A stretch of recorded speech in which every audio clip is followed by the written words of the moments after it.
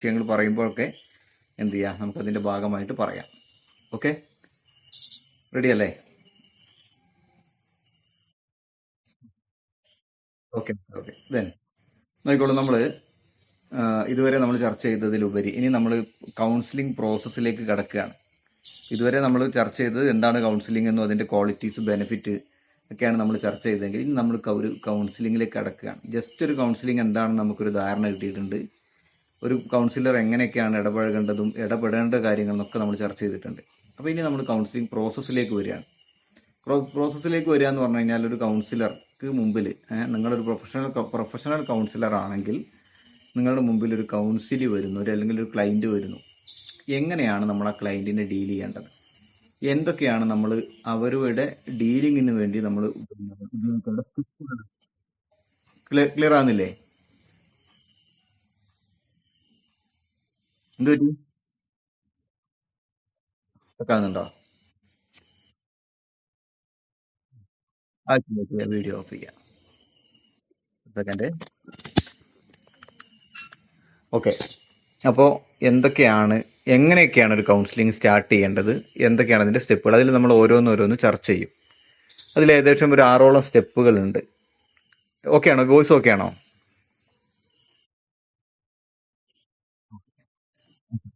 ഈ സ്റ്റെപ്പുകൾ, ഓരോ സ്റ്റെപ്പും നമ്മൾ വളരെ വിശദീകരിച്ച് ചർച്ച ചെയ്യും. അപ്പം അതിലെ നിശ്ചിത ക്ലാസ്സുകൾ കൊണ്ട് ആ ഏരിയ നമുക്ക് കവർ ചെയ്യാനും പറ്റും. ഓക്കെ, അപ്പോൾ അതിൽ എന്തൊക്കെയാണ് ഇമ്പോർട്ടൻസ് എന്നുള്ളത് നമ്മൾ ഓരോന്നോരോന്ന് പറയാം. പ്രത്യേകിച്ച് നമ്മളിപ്പോൾ പറഞ്ഞ പോലെ തന്നെ ഒരു കൗൺസിലിയാണ് നമ്മുടെ മുമ്പിൽ വരുന്നത്. ഇപ്പോൾ ബേസിക്കായി നമുക്ക് ഇന്ന് കഴിഞ്ഞ ക്ലാസ്സിൽ നമ്മൾ ചർച്ച ചെയ്ത ബേസിക്കായിട്ട് നമ്മൾ ചർച്ച ചെയ്ത കാര്യങ്ങൾ, ഒരു കൗൺസിലർക്ക് വേണ്ട ക്വാളിറ്റീസ് പറഞ്ഞതിൽ ഏറ്റവും പ്രധാനപ്പെട്ട ഒന്ന് നമ്മൾ പറഞ്ഞിരുന്നു. ആദ്യം തന്നെ പറഞ്ഞ ആക്റ്റീവ് ലിസണിങ് എന്ന് പറയുന്നൊരു സംഭവം. അപ്പോൾ അത് നമ്മുടെ എത്രത്തോളം ആക്റ്റീവ് ലിസണിങ് ഇൻവോൾവ്ഡ് ആണോ അത് അനുസരിച്ചായിരിക്കും നമ്മൾ ഓരോ സ്റ്റെപ്പും നമ്മൾ എന്ത് ചെയ്യുന്നത്, മുന്നോട്ട് പോകുന്നത്.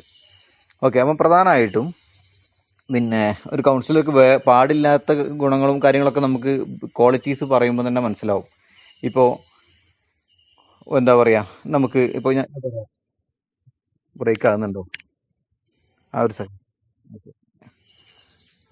ഇനി എന്തെങ്കിലും ഉണ്ടെങ്കിൽ പറയണം. ഓക്കെ ആണെങ്കിൽ പറയട്ടോ. ഇപ്പോൾ ഓക്കെ ആണോ?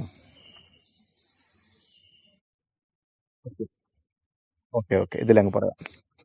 അപ്പോൾ നമുക്ക് നമ്മുടെ മുമ്പിൽ ഒരു കൗൺസിലറാണ്. ഒരു കൗൺസിലർ എന്ന രീതിയിലാണ് ഞാൻ പറയുന്നത്. നിങ്ങളിപ്പോൾ ഒരു കണ്ണൂർ സെൻട്രൽ ജയിലിലേക്ക് പോവുകയാണ്, അല്ലെങ്കിൽ വിയ്യൂർ ജയിലിലേക്കൊക്കെ പോവുകയാണ്. പൂജപ്പുര ജയിലിലേക്കൊക്കെ പോയിട്ട് നമ്മൾ ഈ ജയിൽ പുള്ളികളുമായിട്ട് ഒരു കൗൺസിലിംഗ് നടത്താൻ നമുക്ക് അവസരം തന്നാൽ നമ്മൾ അവരെ സമീപിക്കേണ്ട രീതി നമ്മളൊരു സാധാരണ വ്യക്തി സമീപിക്കേണ്ട രീതിയെ പോലെയല്ല. പ്രത്യേകിച്ച് ഒരു കൗൺസിലർ ആകുമ്പോൾ നമ്മൾ ആ കേസ് പഠിക്കാനും ആ കേസിലേക്ക് അയാൾ എത്തിച്ച മാനസികാവസ്ഥ കൂടി മനസ്സിലാക്കാൻ വേണ്ടിയിട്ടാണ് നമ്മൾ പോവുക. അപ്പം നമ്മുടെ മുമ്പിൽ ഒരു കൗൺസിലിങ്ങിന് അറ്റൻഡ് ചെയ്യുന്ന സമയത്ത് കൈകാര്യം ചെയ്യുന്ന സമയത്ത് നമുക്ക് മുമ്പിലിരിക്കുന്ന വ്യക്തിയുമായി ബന്ധപ്പെട്ട ഒരു പ്രൊജഡൈസ് ഉണ്ടായിരുന്നു എന്ന് പറഞ്ഞാൽ ഒരു മുൻധാരണ. കേസ് നമുക്ക് മനസ്സിലാവട്ടെ, അയാൾ കുറ്റവാളിയാണെന്നൊക്കെ നമ്മൾ മനസ്സിലാക്കുക. പക്ഷെ എങ്കിൽ പോലും അയാളെക്കുറിച്ച് നമുക്കൊരു മുൻധാരണ ഉണ്ടായിരുന്നു. പണ്ട് കാലത്തൊക്കെ പലപ്പോഴും ഈ പോലീസ് സ്റ്റേഷൻ കേസുകളിലൊക്കെ ഈ ചരിത്രം, പോലീസ് സ്റ്റേഷൻ്റെ പോലീസ് കഥകളൊക്കെ ബ്രേക്ക് ആകുന്നുണ്ടോ?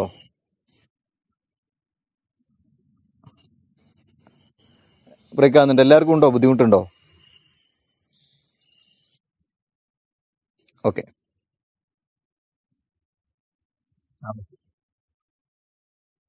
Okay okay okay. അപ്പോൾ എന്തെങ്കിലും ബുദ്ധിമുട്ട് ആരെങ്കിലും ഉണ്ടെങ്കിൽ ജസ്റ്റ് ഒന്ന് വേണമെങ്കിൽ എന്ത് ചെയ്യാം, ഒന്ന് ക്വിറ്റ് ചെയ്ത് വീണ്ടും ഒന്നും കൂടി ലിങ്കിൽ ഒന്ന് കയറിയാൽ മതി, ചിലപ്പോൾ റെഡി ആവും. Okay okay okay. ഓക്കെ, അപ്പൊ ഞാൻ പറഞ്ഞത് നമുക്ക് പഴയ പോലീസ് കഥകളും മറ്റു കാര്യങ്ങളും ഇടിമുറികളും കഥകളൊക്കെ കേട്ടിട്ടുണ്ടാവും. അത് പലപ്പോഴും പല രീതിയിൽ പലരും കുറ്റവാളികളെ ചെറിയ സംഭവം കുറ്റങ്ങൾ തന്നെയാണ്, കുറ്റവാളികളും തന്നെയാണ്. പക്ഷെ എങ്കിൽ പോലും അവരെ അതിലേക്ക് എത്തിച്ച കേസുകൾ ഉണ്ടാവാം, സാഹചര്യങ്ങൾ ഉണ്ടാവും. അപ്പോൾ ഒരു കൗൺസിലറെ സംബന്ധിച്ചിടത്തോളം അയാൾ കുറ്റവാളി അല്ല എന്നൊന്നും നമ്മൾ പറയുന്നില്ല. പക്ഷെ എങ്കിൽ പോലും നമ്മൾ കൗൺസിൽ ചെയ്യുന്ന സമയത്ത് അയാളുടെ എന്താണ് അതിലേക്ക് വന്ന മോട്ടീവ്, അയാൾക്ക് അതിനുണ്ടായ സാഹചര്യങ്ങൾ എന്തൊക്കെയാണ്? അപ്പോൾ അതിന് ഒരുപാട് കാരണങ്ങൾ ഉണ്ടാവാം. ചിലപ്പോൾ ഒരു പക്ഷേ ദീർഘകാലം പ്ലാൻ ചെയ്തിട്ടായിരിക്കാം ഒരാൾ ഒരു ക്രൈം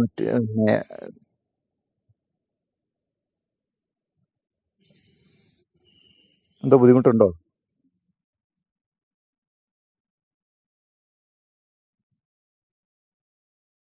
നിങ്ങളൊരു കാര്യം ചെയ്തോ. പിന്നെ വീഡിയോ ഓൺ ചെയ്തിട്ടാണെങ്കിൽ ഒന്ന് വീഡിയോ ഓഫ് ചെയ്തേക്ക്. ഓക്കെ. ഇല്ലല്ലോ അല്ലേ? Okay okay. ഇത് ഇപ്പം ബുദ്ധിമുട്ട് പറഞ്ഞത് നസിഹയാണോ? ഓക്കെ, നസീഹ വീഡിയോ ഓഫ് ചെയ്തിട്ടുണ്ട്. ഇപ്പൊ എന്താണ് സ്ഥിതി? ഓക്കെ ആണോ? നസീഹ ഓക്കെ ആണോ? ആരാണ് ഇപ്പൊ ബുദ്ധിമുട്ട് പറഞ്ഞത്? ഓക്കെ ഓക്കെ, എനിവേ ആരായാലും പിന്നെ വീഡിയോ ഓഫ് ചെയ്യാം പരമാവധി. ഓക്കെ. ഞാനെന്താ പറഞ്ഞു വന്ന് ഓക്കെ, പറഞ്ഞു വന്ന് ഇത്രയേ ഉള്ളൂ. അപ്പോൾ നമ്മൾ അതിന്റെ റൂട്ട് കോസ് ആണ് കണ്ടെത്തുക. ഇപ്പോൾ കഴിഞ്ഞ പിന്നെ വർഷം കേരളത്തിൽ കഴിഞ്ഞ 2 വർഷത്തിനിടയ്ക്ക് പല പിന്നെ കൊലപാതകങ്ങൾ നടന്നിട്ടുണ്ട്. തിരുവനന്തപുരത്ത് വെഞ്ഞാറമൂട്ട് ഒരു സീരിയൽ കില്ലിംഗ് നടന്നു. പിന്നെ അതിനു മുമ്പ് എന്താണ് അച്ഛൻ സ്വന്തം അമ്മയുടെ മുമ്പിൽ വെച്ച് കൊന്നൊരു കേസ്, ഒരു അഭിചാരമൊക്കെ ആയിട്ട് ബന്ധപ്പെട്ട്, മന്ത്രവാദമൊക്കെ ആയിട്ട് ബന്ധപ്പെട്ട് അങ്ങനത്തെ കേസുകൾ. പിന്നെ താമരശ്ശേരിയിൽ ഒരു മകനെ അമ്മയെ വെച്ച് കൊന്നു. പിന്നെ അത്തരം കേസുകളൊക്കെ നമ്മൾ കേൾക്കുന്ന സമയത്ത് നമ്മളതിനെ പിന്നെ അവരെ നമ്മൾ നന്നാക്കാനല്ല ഞാൻ പറയുന്നത്, അതിന്റെ റൂട്ട് കോസ് കണ്ടെത്തുക എന്നുള്ളത് ഒരു കൗൺസിലറെ സംബന്ധിച്ചോളം ഒരു പ്രധാനപ്പെട്ട. ആരോ ഒരു മൈക്ക് ഒന്ന് ഓഫ് ചെയ്യാനുണ്ടല്ലോ, ഒന്ന് മ്യൂട്ട് ചെയ്യണം.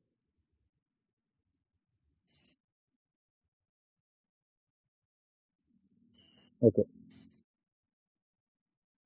Okay okay okay okay. അപ്പം നമ്മൾ അതിന്റെ പിന്നിൽ അവർക്ക് എന്താണ് അതിന്റെ സാഹചര്യങ്ങൾ ഉണ്ടായത് എന്ന് പഠിക്കുക ആണ് ഇതിന്റെ ഒരു പിന്നെ പ്രധാനപ്പെട്ട കാര്യം. ഇപ്പം പിന്നെ എന്താണ് ക്രിമിനോളജിസ്റ്റുകളൊക്കെ ചെയ്യുന്ന പോലെ. അപ്പോൾ ഇത്തരം കേസുകൾ നമ്മൾ എന്ത് ചെയ്യണം? ഒരു പഠന വിധേയമാക്കണം.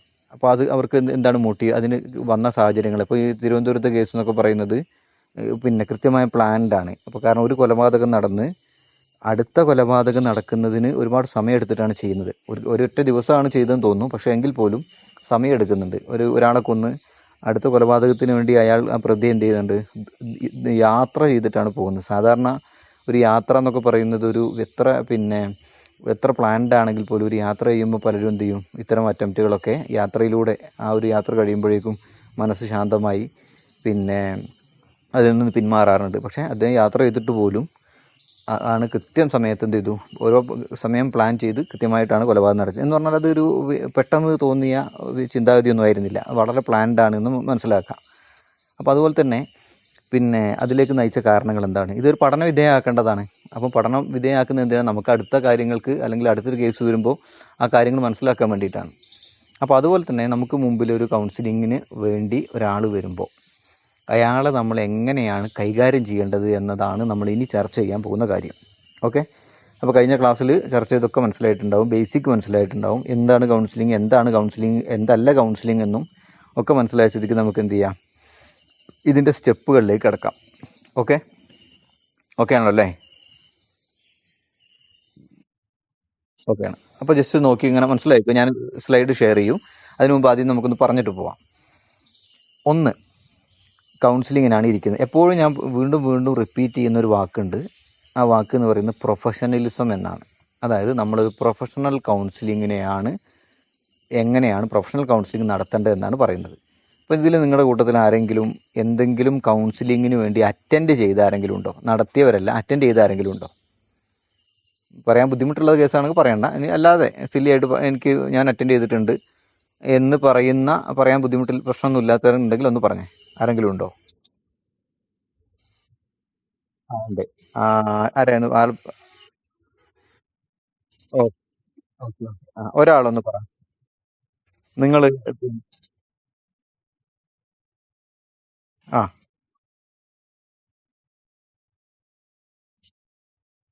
കൗൺസിലിംഗ് കിട്ടിയിട്ടുണ്ട്. ഓക്കെ. നിങ്ങളുടെ സ്വന്തം അല്ലെങ്കിൽ പേഴ്സണൽ വിഷയമായിട്ട് ബന്ധപ്പെട്ടിട്ട് ആണോ ഇത് വന്നത്, അതോ ഒരു ഗ്രൂപ്പായിട്ടോ?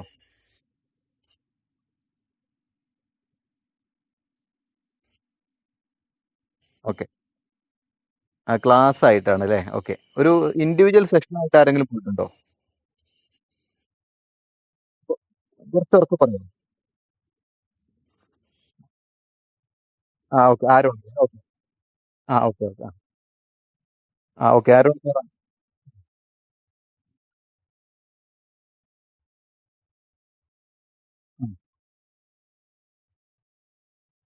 ആ ഇരിക്കാറുണ്ട് അല്ലേ ഓക്കെ ഞാൻ പിന്നെ ആരോട് ചോദിക്കുന്നത് ആരായിരുന്നു വത്സല ആ ഓക്കെ ഓക്കെ എനിക്ക് ഹെൽത്ത് ഇൻസ്പെക്ടർ ആണോ എവിടെയാണ് ആ ഓക്കെ ഓക്കെ എവിടെയാണ് ഹെൽത്ത് ഇൻസ്പെക്ടർ ആയിട്ട് വർക്ക് ചെയ്യുന്നത് എച്ച് ഐ ആ കണ്ണൂർ നാറാത്ത് അല്ലേ ആ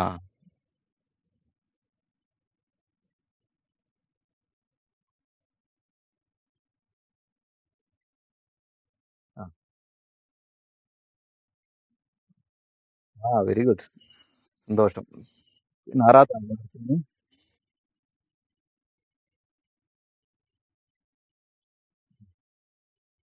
ആ ആ, ആ വീഡിയോ ഒന്ന് ഓഫ് ചെയ്തോ വീഡിയോ ഒന്ന് ഓഫ് ചെയ്തിട്ട് പറയോ ആ എന്താണ് നമുക്ക് കുറച്ച് വോയിസ് ബ്രേക്ക് ആകുന്നുണ്ട് ആ പറഞ്ഞു പറഞ്ഞു ആ ഉം, ഉം. ആ ഓക്കെ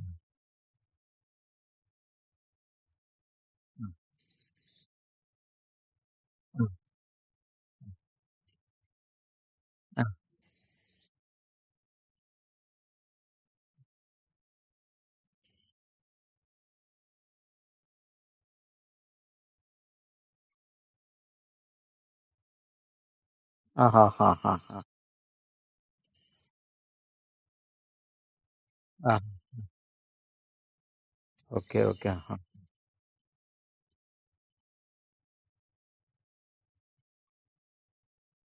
ആ ഹാ ഹാ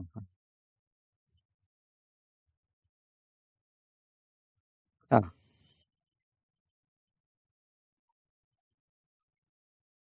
ആ ഹാ ഹാ ഉം, ഉം,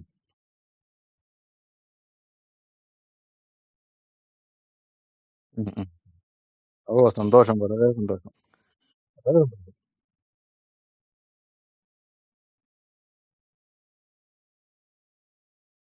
ആ ഹാ ഹാ ഓക്കെ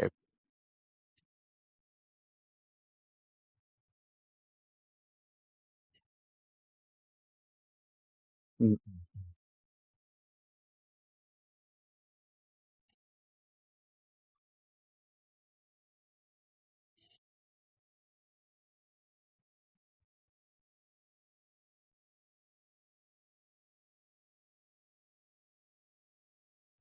ആ ഓക്കെ ഓക്കെ എന്തായാലും നല്ല തീരുമാനമാണ് പിന്നെ അപ്പോ സന്തോഷം ഞാൻ നിങ്ങളെ മുമ്പ് പരിചയപ്പെട്ടിട്ടില്ല അപ്പോ നിങ്ങൾ പറഞ്ഞതുകൊണ്ട് പിന്നെ സന്തോഷം ഓക്കെ, ഓക്കെ.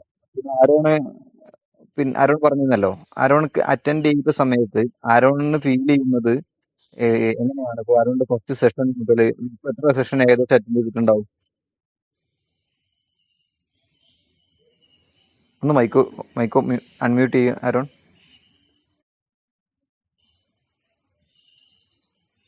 ആരോൺ മൈക്ക് മ്യൂട്ടാണ് ആ ഇപ്പം ആരോൺ ഇൻഡിവിജ്വൽ സെഷന് ആരോൺ അറ്റൻഡ് ചെയ്തത് എത്ര session attend ചെയ്തിട്ടുണ്ടാവുമോ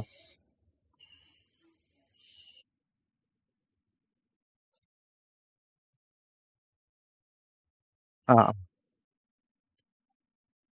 okay okay okay അപ്പോൾ നമുക്ക് നിങ്ങൾക്ക് ആരോണിന് ഫീൽ ചെയ്തത് ഞാൻ ഇനി കൗൺസിലിങ്ങിന്റെ സ്റ്റെപ്പുകളാണ് പറയുന്നത് അപ്പോൾ നമ്മൾ പറയുന്ന രീതിയിൽ തന്നെ അതായത് ആ ഒരു മോഡൽ തന്നെയാണോ അറ്റൻഡ് ചെയ്തതെന്ന് അറിയാൻ വേണ്ടിയിട്ടാണ് ചോദിക്കുന്നത് അപ്പോൾ ആരോൺ ഫസ്റ്റ് പിന്നെ സിറ്റിങ്ങിൽ ആരോൺ ആരോണും കൗൺസിലറും സ്വാഭാവികമായിട്ടും അത്ര മാനസികമായിട്ടൊരു അടുപ്പം ഉണ്ടാവില്ല അല്ലേ ആരോൺ പറയാനുള്ള കാര്യങ്ങൾ പൂർണ്ണമായിട്ടും പറയാൻ സാധ്യത കുറവായിരിക്കും പക്ഷെ ഒരു പ്രൊഫഷണൽ കൗൺസിലറെ സംബന്ധിച്ചിടത്തോളം ആദ്യത്തെ സിറ്റിംഗ് എന്ന് പറഞ്ഞാൽ ചിലപ്പോൾ ഒരുപാട് സമയം എടുക്കാം ചിലപ്പോൾ ഒന്നോ രണ്ടോ മൂന്നോ സിറ്റിംഗ് ഒക്കെ വേണ്ടി വരും ആ ഒരു ഫസ്റ്റ് സ്റ്റേജ് കംപ്ലീറ്റ് ചെയ്യാൻ കാരണം ഒരു റാപ്പോ ബിൽഡ് ചെയ്യുക എന്ന് പറയുന്ന പ്രോസസ്സ് ആയിരിക്കും അല്ലേ ആരോൺ ആദ്യം നടന്നിട്ടുണ്ടാകുക ആ ഈ ഒരു റാപ്പോ ബിൽഡിങ് സമയം എടുത്തിട്ടുണ്ടോ കുറെ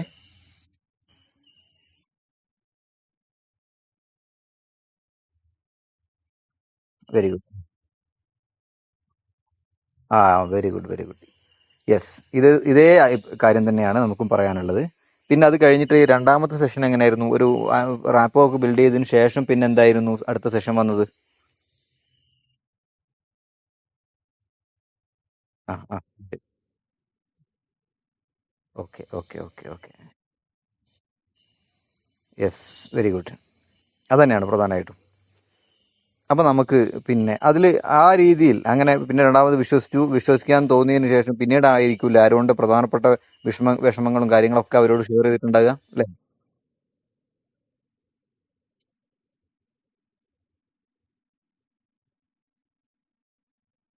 ഓക്കെ ഓക്കെ ഓക്കെ ഓക്കെ. അപ്പൊ ഞാൻ പറഞ്ഞു വന്ന ഇത്രയേ ഉള്ളൂ. സന്തോഷം. അരോണെ പിന്നെ അനുഭവം ഷെയർ ചെയ്തു, പിന്നെ വത്സല മാം അനുഭവം ഷെയർ ചെയ്തു. സന്തോഷം.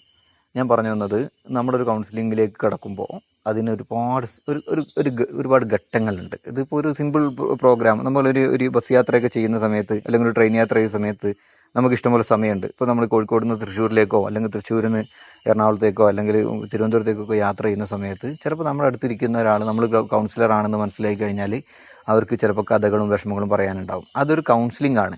പക്ഷേ നമ്മൾ ഈ ട്രെയിനിൽ എല്ലാവരുടെയും കൂടെ ഇരിക്കുന്ന സമയത്തോ അല്ലെങ്കിൽ ഇനിയിപ്പം മറ്റാരും ഇല്ലെങ്കിൽ പോലും നമ്മൾ ഈ യാത്രയിലൊക്കെ ചെയ്യുന്ന കൗൺസിലിംഗ്, ഇതിനൊക്കെ നമ്മൾ കൗൺസിലിംഗ് എന്ന് പറയാം. പക്ഷേ അതൊരു പ്രൊഫഷണൽ മോഡിലേക്ക് കൊണ്ടുവരാൻ ഒരു പക്ഷേ കഴിയില്ല. കാരണം ഒരു കൗൺസിലിംഗ് പ്രൊഫഷണൽ മോഡിലേക്ക് വരുമ്പോഴാണ് കൗൺസിലിങ്ങിന് ലാസ്റ്റിംഗ് റിസൾട്ട് ഉണ്ടാകുക. ഓക്കെ, എല്ലാം കൗൺസിലിംഗ് തന്നെയാണ്. നമുക്ക് വേണമെങ്കിൽ കുറേ നേരം ഇരുന്ന് കേൾക്കാം, നല്ലൊരു ശ്രോതാവാകും, ഇതൊക്കെ നല്ലതാണ്. പക്ഷേ എപ്പോഴും നമ്മൾ പ്രൊഫഷണലിസം കീപ്പ് ചെയ്യുകയാണെങ്കിൽ കൗൺസിലിങ്ങിന് കുറച്ച് സ്റ്റെപ്പുകളുണ്ട്. ആ ഒരു സ്റ്റെപ്പുകളിലൂടെ കടന്നു പോകുമ്പോഴാണ് നമുക്ക് കൗൺസിലിങ്ങിൻ്റെ കറക്റ്റ് റൂട്ടിലും കറക്റ്റ് റിസൾട്ടിലേക്കും എത്തിക്കാൻ കഴിയുക. ഓക്കെ, ഇനി നമുക്ക് പറയാം, ഓരോ സ്റ്റെപ്പുകൾ പറയാം. ഇപ്പോൾ നിങ്ങൾക്ക് പിന്നെ അറ്റൻഡ് ചെയ്ത ആരോണ്ട് എന്ത് ചെയ്യാം, അനുഭവം പറയാം, ഈ രീതിയിൽ പോയത് കൊണ്ട് ഒരു റിസൾട്ട് ഉണ്ടായിട്ടുണ്ടോ എന്നുള്ള കാര്യങ്ങളൊക്കെ പറയാം. ഓക്കെ, അപ്പോൾ അതിൽ ഒന്നാമത്തെ സ്റ്റെപ്പ് എന്ന് പറയുന്നത്, ശരിക്കും ശ്രദ്ധിക്കണേ, ഫസ്റ്റ് സ്റ്റേജാണ് അല്ലെങ്കിൽ ഫസ്റ്റ് സ്റ്റെപ്പാണ്. ഇപ്പം നമ്മുടെ മുമ്പിൽ വരുന്ന ഒരു കൗൺസിലിങ്ങിന് ഒരാൾ വന്നിരിക്കുന്നു. അയാളെ സംബന്ധിച്ചിടത്തോളം സാധാരണ രീതിയിൽ ഞാൻ മുമ്പ് പറഞ്ഞിട്ടുണ്ട്, 3 രീതിയിലാണ് കൗൺസിലിങ്ങിന് ആൾ വരിക. ഒന്ന്, നിർബന്ധം കൊണ്ട്, മറ്റുള്ളവരുടെ നിർബന്ധം കൊണ്ട്, പിന്നെ ഒന്നുകിൽ അവർ പിടിച്ചുകൊണ്ടിരിക്കുകയോ അല്ലെങ്കിൽ അവരെ നിർബന്ധം കൊണ്ട് നിർവാഹമില്ലാതെ വന്നിരിക്കുന്ന ആളുകൾ. രണ്ടാമത്തത്, മറ്റുള്ളവരുടെ നിർബന്ധം ഉണ്ടാവും, അതോടൊപ്പം തന്നെ ഉള്ളിൽ ഒരു താല്പര്യം ഉണ്ടാവും, വേണമെന്നൊക്കെ. പക്ഷെ എന്നാൽ പോലും പകുതി താല്പര്യം ഇല്ലാതിരിക്കുകയായിരിക്കും, വേണ്ടാന്നും ചിന്തിക്കും വേണമെന്നും ചിന്തിക്കും. അതൊരു അർദ്ധ മനസ്സോടുകൂടി വരുന്നവരുണ്ടാവും.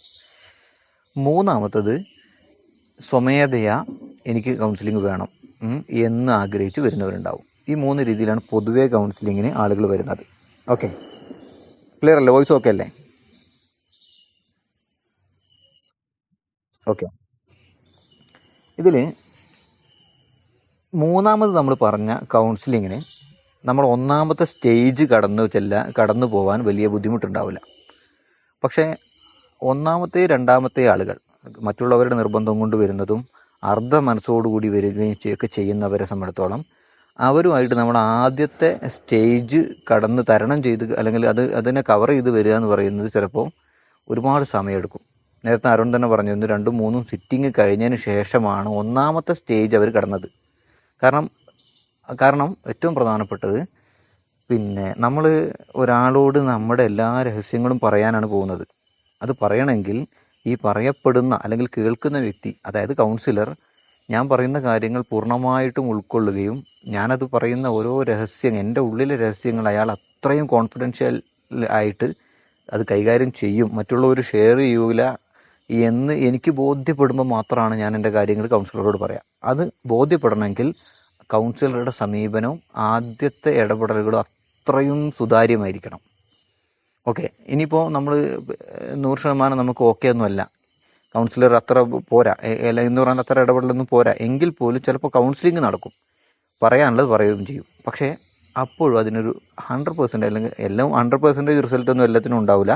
എങ്കിൽ പോലും ഒരു 80% പ്ലസ് റിസൾട്ടിലേക്കെങ്കിലും എത്തണമെങ്കിൽ നമ്മുടെ ഓരോ സ്റ്റേജുകളും വളരെ പെർഫെക്റ്റ് ആയിരിക്കണം. പരമാവധി സമയം എടുക്കുക. ഓക്കെ, എന്ന് കരുതിയിട്ട് നമ്മൾ അതിന് ഒരുപാട് സമയം എടുക്കുകയും ചെയ്യരുത്. എന്താ ഒരുപാട് സമയം എടുക്കരുത് എന്ന് വെച്ച് കഴിഞ്ഞാൽ, ചിലപ്പോൾ നമ്മുടെ ഈ ഒരു കൗൺസിലിംഗ് പിന്നെ സിറ്റിംഗ് എന്നൊക്കെ പറഞ്ഞാൽ ചിലപ്പം 8, 10, 12 സിറ്റിംഗ് ഒക്കെ ആയി പോകും. ഈ 12 സിറ്റിങ്ങോ അല്ലെങ്കിൽ 15 സിറ്റിംഗ് എന്നൊക്കെ പറയുന്നത് ഒരു ലോങ് പ്രോസസ്സാണ്. നമുക്ക് കൗൺസിലിങ്ങിന് വരുമ്പോൾ നമ്മൾ പേയ്മെൻറ്റ് വാങ്ങിയിട്ട് കൗൺസിലിങ്ങിന് ഇരിക്കുമ്പോൾ 12, 13, 14 സിറ്റിംഗ് ഒക്കെ ഇരിക്കുക എന്ന് പറയുന്നത് കൗൺസിലിയെ സംബന്ധിച്ചിടത്തോളം, അതായത് ക്ലയൻറ്റിനെ സംബന്ധിച്ചിടത്തോളം വലിയൊരു സാമ്പത്തിക ബാധ്യതയായിരിക്കും. ചിലരൊക്കെ കൗൺസിലിങ്ങിന് നല്ല എമൗണ്ട് വാങ്ങാറുണ്ട്. ഒരു സിറ്റിങ്ങിന് 2000, 3000, 1000 ഒക്കെ വാങ്ങുന്നവരുണ്ട്. ഓക്കെ, അതൊക്കെ ഡിപ്പെൻസ് ആണ്. പിന്നെ നമ്മൾ എത്രത്തോളം ക്വാളിഫിക്കേഷൻ ഉള്ളവരാണോ, നമുക്ക് എത്രത്തോളം പിന്നെ ഈ ഫീൽഡിൽ എക്സ്പീരിയൻസ് ഉണ്ടോ, അതിനനുസരിച്ച് നമുക്ക് നമ്മുടെ പേയ്മെൻ്റ് ഒക്കെ സ്വാഭാവികമായിട്ടും കൂടും. ഇനി നല്ല എക്സ്പീരിയൻസ് ഉള്ള ആളുകളുണ്ട്. ഇപ്പോൾ എൻ്റെ ഒരു പരിചയക്കാരൻ, ഞാൻ ഈ അടുത്ത് പരിചയപ്പെട്ടതാണ്. ഒരു പ്രോഗ്രാമിന് വന്നപ്പോൾ അദ്ദേഹത്തിനെ കണ്ടു. പിന്നെ അദ്ദേഹം ഇപ്പം വർക്ക് ചെയ്യുന്ന ന്യൂസിലാൻഡിലോ മറ്റോ ആണ്. അപ്പോൾ ഒരുപാട് വർഷം, കുറച്ച് ഏജ്ഡ് ആയ ആളാണ് അദ്ദേഹം. പിന്നെ ചെറുപ്പം മുതലേ അത് തന്നെയായിരുന്നു, കൗൺസിലിംഗ് എന്ന് തന്നെയായിരുന്നു പാഷൻ. അതിലേക്ക് തന്നെയാണ് വന്നത് അദ്ദേഹം. പിന്നെ കൗൺസിലിങ്ങിന് പിന്നെ പ്ലസ് ടു പഠിക്കുമ്പോൾ ഹ്യൂമാനിറ്റീസ് എടുത്തു, പിന്നെ സയൻസ് എടുത്തു. പിന്നെ ഡിഗ്രി സൈക്കോളജിയാണ്, PG സൈക്കോളജിയാണ്. അതിനിടയ്ക്ക് ഒരു 3-4 ഡിപ്ലോമകൾ ചെയ്തിട്ടുണ്ട്. അതിൻ്റെ പുറമെ പിന്നെ ചൈൽഡ് സൈക്കോളജിയിലോ മറ്റോ അദ്ദേഹം സ്പെഷ്യലൈസ് ചെയ്തിട്ടുണ്ട്, CBT ചെയ്തിട്ടുണ്ട്, പിന്നെ എന്തൊക്കെയോ ചെയ്തിട്ടുണ്ട്. മാത്രമല്ല അദ്ദേഹം PhDയും ചെയ്തിട്ടുണ്ട് സൈക്കോളജി തന്നെ. എന്നാണ് ആ ഫീൽഡിൽ അദ്ദേഹം കലങ്ങി മറിഞ്ഞ ആളാണ്. പക്ഷേ അദ്ദേഹത്തിൻ്റെ സിറ്റിങ്ങിൽ എന്നോട് പറഞ്ഞു, ഞാനൊരു 1 hour സിറ്റിംഗ് ഒക്കെ എടുക്കാറുണ്ട്. അപ്പോൾ ഇപ്പോൾ ആണ് അദ്ദേഹം ന്യൂസിലാൻഡിലേക്ക് പോയത്. കുറച്ച് മുമ്പൊക്കെ ഇവിടെ ഉണ്ടായിരുന്നു. മറ്റേ അദ്ദേഹം പറഞ്ഞൊരു 600 രൂപ, മാക്സിമം 600 രൂപയാണ് വാങ്ങുക. അല്ലെങ്കിൽ അത് ജനങ്ങളെ സാഹചര്യം നോക്കിയിട്ട് 1 സിറ്റിംഗ് എന്നൊക്കെ പറഞ്ഞു കഴിഞ്ഞാൽ ചിലപ്പോൾ അത് 1 മണിക്കൂറൊക്കെ എടുക്കും. അതിന് തന്നെ അദ്ദേഹം ഒരു 600 റുപ്യക്കെ വാങ്ങാറുള്ളൂ. പക്ഷേ അത് ചില ആളുകളൊക്കെ 2000, 2500, 3000 ഒക്കെ വാങ്ങും. അതൊക്കെ ഡിപ്പെൻസ് ആണ്. അതിലൊന്നും നമുക്ക് ഒന്നും പറയാനില്ല, എത്തിക്സ് എന്നൊന്നും പറയാനില്ല. അതൊക്കെ ഓരോരുത്തരുടെ സാഹചര്യം പോലെയാണ്. പക്ഷേ എങ്കിൽ പോലും ഏറ്റവും സിമ്പിളായിട്ട്, ഏറ്റവും നല്ല രീതിയിൽ സെഷനുകൾ ഏറ്റവും ചുരുക്കിയിട്ട് പരമാവധി റിസൾട്ട് ഓറിയൻറ്റഡ് ആയിട്ട് പോകുന്നതാണ് ഏറ്റവും നല്ലത്. ചിലപ്പോൾ നമുക്ക് റിസൾട്ടിലേക്ക് വരുന്നതിൻ്റെ ഇടയ്ക്ക് ചിലപ്പോൾ പകുതിയിൽ നിന്നൊക്കെ നിന്ന് പോയി കഴിഞ്ഞാൽ, ഒരാളെ ഒരു തവണ ഒരു കൗൺസിലിങ്ങിന് നിർബന്ധിച്ച് ഒരു കൗൺസിലിങ്ങിനൊക്കെ എത്തിച്ചു കഴിഞ്ഞാൽ അത് കംപ്ലീറ്റ് ചെയ്യാൻ പറ്റിയിട്ടില്ലെങ്കിൽ, അല്ലെങ്കിൽ വേണ്ട റിസൾട്ടിലേക്ക് വന്നില്ലെങ്കിൽ, പിന്നെ അയാൾ ഒരു കൗൺസിലിങ്ങിലേക്ക് ആരെങ്കിലും സജസ്റ്റ് ചെയ്ത് കഴിഞ്ഞാൽ അയാൾ ജന്മത്തിൽ എന്ത് ചെയ്യില്ല, കൗൺസിലിങ്ങിന് പോകില്ല. ഓക്കെ, കാരണം എന്താണ്, ഒന്ന് പോയിട്ട് അതുകൊണ്ട് കാര്യമൊന്നും ഉണ്ടായിട്ടില്ല, അതുകൊണ്ട് കൗൺസിലിംഗ് കൊണ്ട് ഒരു കാര്യമില്ല എന്ന് പറയും. അപ്പോൾ അതിൽ നമ്മൾ പരമാവധി എന്ത് ചെയ്യണം, ഓരോ സ്റ്റെപ്പും ഏറ്റവും നല്ല പെർഫെക്റ്റ് ആയിട്ട് കൊണ്ടുപോകാൻ ശ്രമിക്കുക. ഓക്കെ, അപ്പോൾ സ്റ്റെപ്പിലേക്ക് കിടക്കുകയാണേ. ഫസ്റ്റ് സ്റ്റെപ്പ് എന്ന് പറഞ്ഞാൽ, കൗൺസിലിങ്ങിന് വന്നിരിക്കുന്ന ആൾ പല തരത്തിലുള്ള മൈൻഡുമായിട്ടാണ് വരിക. അതായത് അയാളുടെ മനസ്സിൽ കംപ്ലീറ്റ് സ്ട്രെസ്സായിരിക്കും, ആങ്സൈറ്റി ആയിരിക്കും, കംപ്ലീറ്റ് ഡിസോർഡർ ആയിരിക്കും മൈൻഡ്. ഇത്തരം ഒരു സാഹചര്യത്തിൽ ഒരാൾ വന്ന് കൗൺസിലിങ്ങിന് ഇരിക്കുമ്പോൾ നമ്മൾ ഒരിക്കലും വിചാരിക്കരുത് അയാളെല്ലാം വന്ന് ഇങ്ങനെ പറയുന്നു. അയാളൊന്നും പറയില്ല. ഒന്നും പറയാതിരിക്കുന്ന ആളെ എല്ലാം പറയിപ്പിക്കുന്ന രീതിയിലേക്ക് മാറ്റിയെടുക്കുന്ന ഫസ്റ്റ് പ്രോസസ്സിനെയാണ് നമ്മൾ റാപ്പോ ബിൽഡിംഗ് സ്റ്റേജ് എന്ന് പറയുന്നത്, അല്ലെങ്കിൽ റിലേഷൻഷിപ്പ് ബിൽഡിംഗ് സ്റ്റേജ് എന്ന് പറയുന്നത്. ക്ലിയർ ആയോ? നമ്മൾ സാധാരണ ഈ ക്യാമ്പുകളിലൊക്കെ, ട്രെയിനിങ് പ്രോഗ്രാമുകളിലൊക്കെ അറ്റൻഡ് ചെയ്യുമ്പോൾ ഐസ് ബ്രേക്കിംഗ് എന്ന് പറയുന്ന ഒരു പ്രോഗ്രാം ഉണ്ട്. ശ്രദ്ധിച്ചിട്ടുണ്ടോ? ട്രെയിനിങ്ങിനൊക്കെ അറ്റൻഡ് ചെയ്തവർക്കറിയാം അല്ലേ? ഐസ് ബ്രേക്കിംഗ് അറ്റൻഡ് ചെയ്തിട്ടുണ്ടോ? മഞ്ഞ് ഉരുക്കൊന്നും വേണ്ട, നമുക്ക് ഐസ് പൊട്ടിച്ച് കളയാന്ന് പറയും. അതായത് നമ്മളൊരു ട്രെയിനിങ്ങിന് അറ്റൻഡ് ചെയ്യാൻ പോകുന്ന സമയത്ത്, നമ്മുടെ ഇനി എന്ത് പ്രോഗ്രാം ആവട്ടെ, എല്ലാവരും വന്നിരിക്കുന്ന സമയത്ത് പിന്നെ ഒരു ട്രെയിനർ വന്ന് അദ്ദേഹത്തിന്റെ പ്രധാനപ്പെട്ട കണ്ടന്റിലേക്ക് കടന്നു കഴിഞ്ഞാൽ, നേരിട്ട് തന്നെ കണ്ടന്റിലേക്ക് കടന്നു കഴിഞ്ഞാൽ അതിന് റിസൾട്ട് ഉണ്ടാവില്ല. നേരെ മറിച്ച് വന്നിരിക്കുന്ന ആളുടെ മനസ്സിൽ, നമ്മുടെയൊക്കെ ഒരു പ്രോഗ്രാമിന് പോകുമ്പോൾ ഒരു നിശ്ചല എന്താണ്, തണുത്ത് കുറഞ്ഞ അവസ്ഥയിലായിരിക്കും നമ്മുടെ മൈൻഡ്. ഒരു ഹാപ്പി ആയിരിക്കില്ല, നമ്മളിങ്ങനെ ഒരു അടഞ്ഞ പ്രകൃതിയിലായിരിക്കും. ഈ ഒരു തണുത്ത് കിടക്കുന്ന സാഹചര്യത്തിനെ ബ്രേക്ക് ചെയ്ത് അത് പൊട്ടിച്ച് കളഞ്ഞ് ഒരു ഹോട്ടാക്കി എടുക്കുക എന്നുള്ളതിനെയാണ് നമ്മൾ ഐസ് ബ്രേക്കിംഗ് എന്ന് പറയാം. ഇതിൻ്റെ മറ്റൊരു പേരാണ് റാപ്പോ ബിൽഡ് ചെയ്യുക, റിലേഷൻഷിപ്പ് ബിൽഡ് ചെയ്യുക എന്നൊക്കെ പറയുന്നത്. കാരണം ഇത് റിലേഷൻഷിപ്പ് ബിൽഡ് ചെയ്ത് ഒരു 2 ആക്ടിവിറ്റി കൊടുത്ത് 4 ചാട്ടമൊക്കെ ചാടി 2 ഗെയിമൊക്കെ കളിച്ച് ഒരു 10-15 മിനിറ്റ് മതിയാവും. അങ്ങനെ ഒരു ഇളകലൊക്കെ ഇളകി കഴിഞ്ഞാൽ പിന്നെ അടുത്ത സെഷൻ എടുക്കുന്നത് കൊണ്ട് നല്ല ഉപകാരപ്പെടും. ഓക്കെ, അപ്പോൾ റിസൾട്ട്ഫുൾ ആവും. ഇതേപോലെ തന്നെയാണ് ഫസ്റ്റ് സ്റ്റേജ് എന്ന് പറയുന്നത് റിലേഷൻഷിപ്പ് ബിൽഡിംഗ് ആണ്. അത് കൗൺസിലിങ്ങിന് വന്നിരിക്കുമ്പോൾ മുതൽ എങ്ങനെ ഇരിക്കണം, ചെയ്യണം, എന്ത് നോക്കണം, ഇതൊക്കെ ഉണ്ട്. കൃത്യമായ ഒരു റൂട്ടുണ്ട്. അതൊക്കെ അനുസരിച്ച് കൗൺസിലിംഗ് ചെയ്താൽ നല്ല റിസൾട്ട് നമുക്ക് ഉണ്ടാക്കിയെടുക്കാൻ പറ്റും.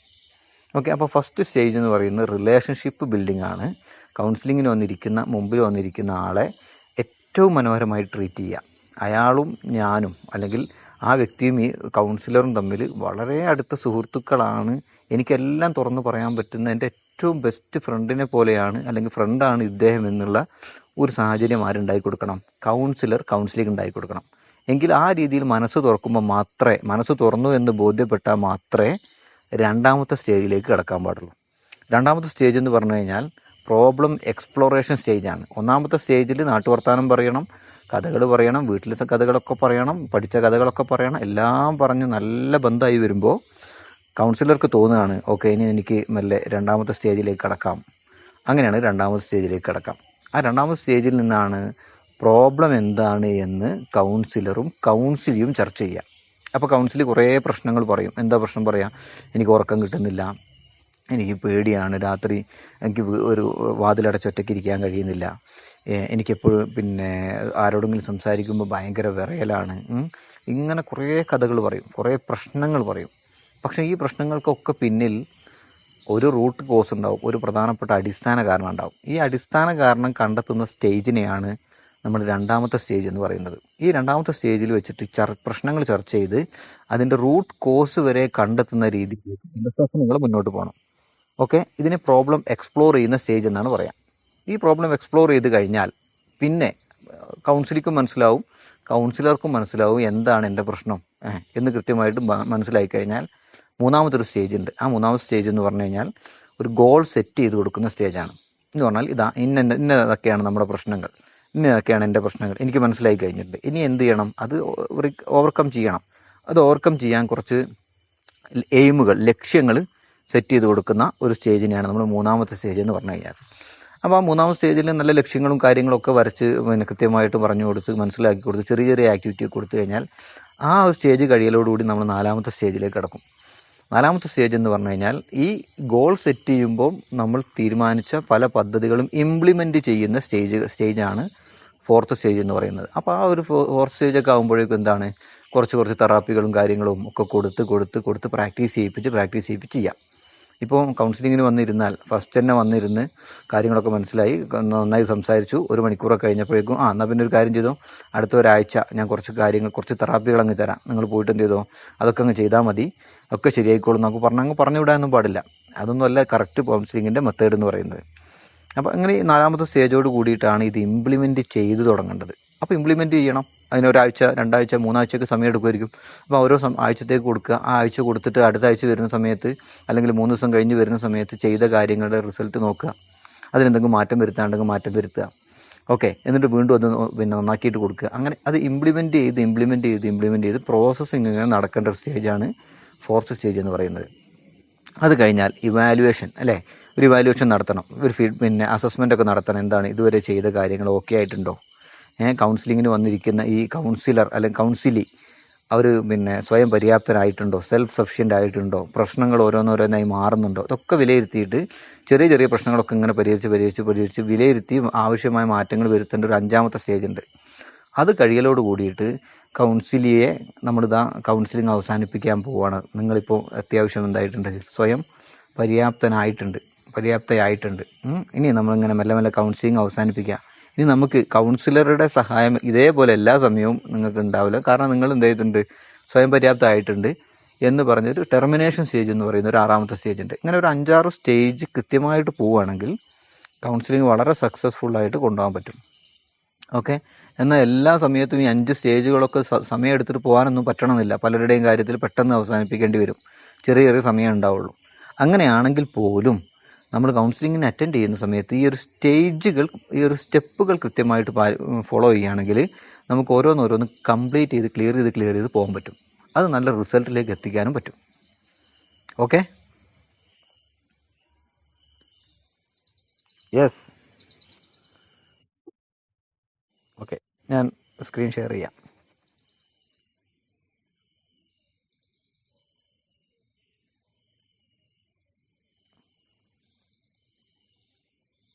സെക്കൻഡ് കേട്ടോ.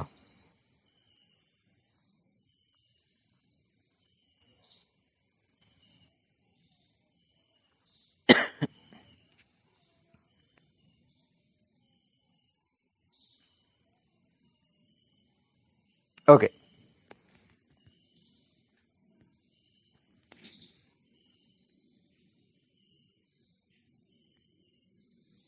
കാണുന്നുണ്ടോ?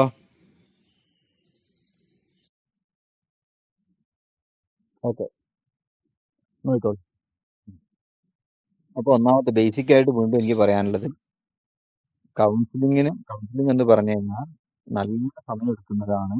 ആ സമയം ഓരോ കേസും ഡിപ്പെൻഡ് ചെയ്തിട്ട് ഇരിക്കും. ഇപ്പോൾ ഞാനിപ്പം കൗൺസിലിംഗ് ചെയ്യാറില്ല, ഞാൻ പറഞ്ഞിരുന്നല്ലോ, സ്വന്തം സ്ഥാപനവും കാര്യങ്ങളൊക്കെയാണ്.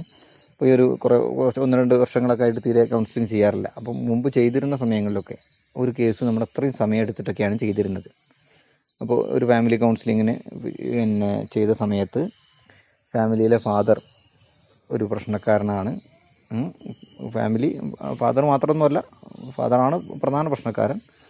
അദ്ദേഹത്തിൻ്റെ ചില സമീപനങ്ങൾ കൊണ്ട് കുടുംബത്തിൽ ഒരുപാട് പ്രശ്നങ്ങൾ ഉണ്ടായിട്ടുണ്ട് കുറേ വർഷങ്ങളായിട്ട്. അപ്പോൾ ഞങ്ങൾ എന്ത് ചെയ്യും, നമ്മൾ ഓരോരുത്തരെ ഫസ്റ്റ് തന്നെ ഫാദറിനെ ഒന്നുമല്ല നമ്മൾ എന്ത് ചെയ്യുക, പിന്നെ കൗൺസിലിംഗ് ഫസ്റ്റ് ഫാദറിനെ ചെയ്യണം എന്നല്ല, ചെയ്തിട്ട് കുഴപ്പമൊന്നുമില്ല. അപ്പോൾ നമ്മൾ ഫാമിലി കൗൺസിലിംഗ് വരുമ്പോൾ ഓരോരുത്തരെ എടുക്കും. ഫസ്റ്റ് ചിലപ്പോൾ മക്കളെ ആയിരിക്കും വിളിക്കുക. അപ്പം ആദ്യം നമ്മൾ ഓരോരുത്തരെയും വിളിക്കുമ്പോൾ, ഇപ്പോൾ മക്കളെയാണ് വിളിക്കുന്നതെങ്കിൽ മക്കൾ എന്ത് ചെയ്യും, മൂത്ത മകൻ അല്ലെങ്കിൽ മൂത്ത മകനെ അല്ലെങ്കിൽ മൂത്ത മകളെയാണ് വിളിക്കുന്നത്. അങ്ങനെ അവരുമായിട്ട് നല്ലൊരു ബന്ധം, ഓരോന്നിനും സമയമെടുക്കും. ഇവരുമായിട്ട് നമ്മൾ കുറച്ച് നല്ലൊരു ഹാപ്പി പരിചയപ്പെടലും ഒക്കെ കഴിഞ്ഞ് കഴിഞ്ഞാൽ എന്ത് ചെയ്യുക, മെല്ലെ മെല്ലെ വിഷയത്തിലേക്ക് കിടക്കുക. അങ്ങനെ ആദ്യത്തെ സ്റ്റേജ് എന്ന് പറഞ്ഞാൽ ഫസ്റ്റ് സിറ്റിങ്, ഓരോരുത്തരെയും ഇൻഡിവിജ്വലായിട്ട് ഫസ്റ്റ് സിറ്റിങ് ഇരുത്തുമ്പോൾ എല്ലാവരും എന്തായിരിക്കും പറയാ,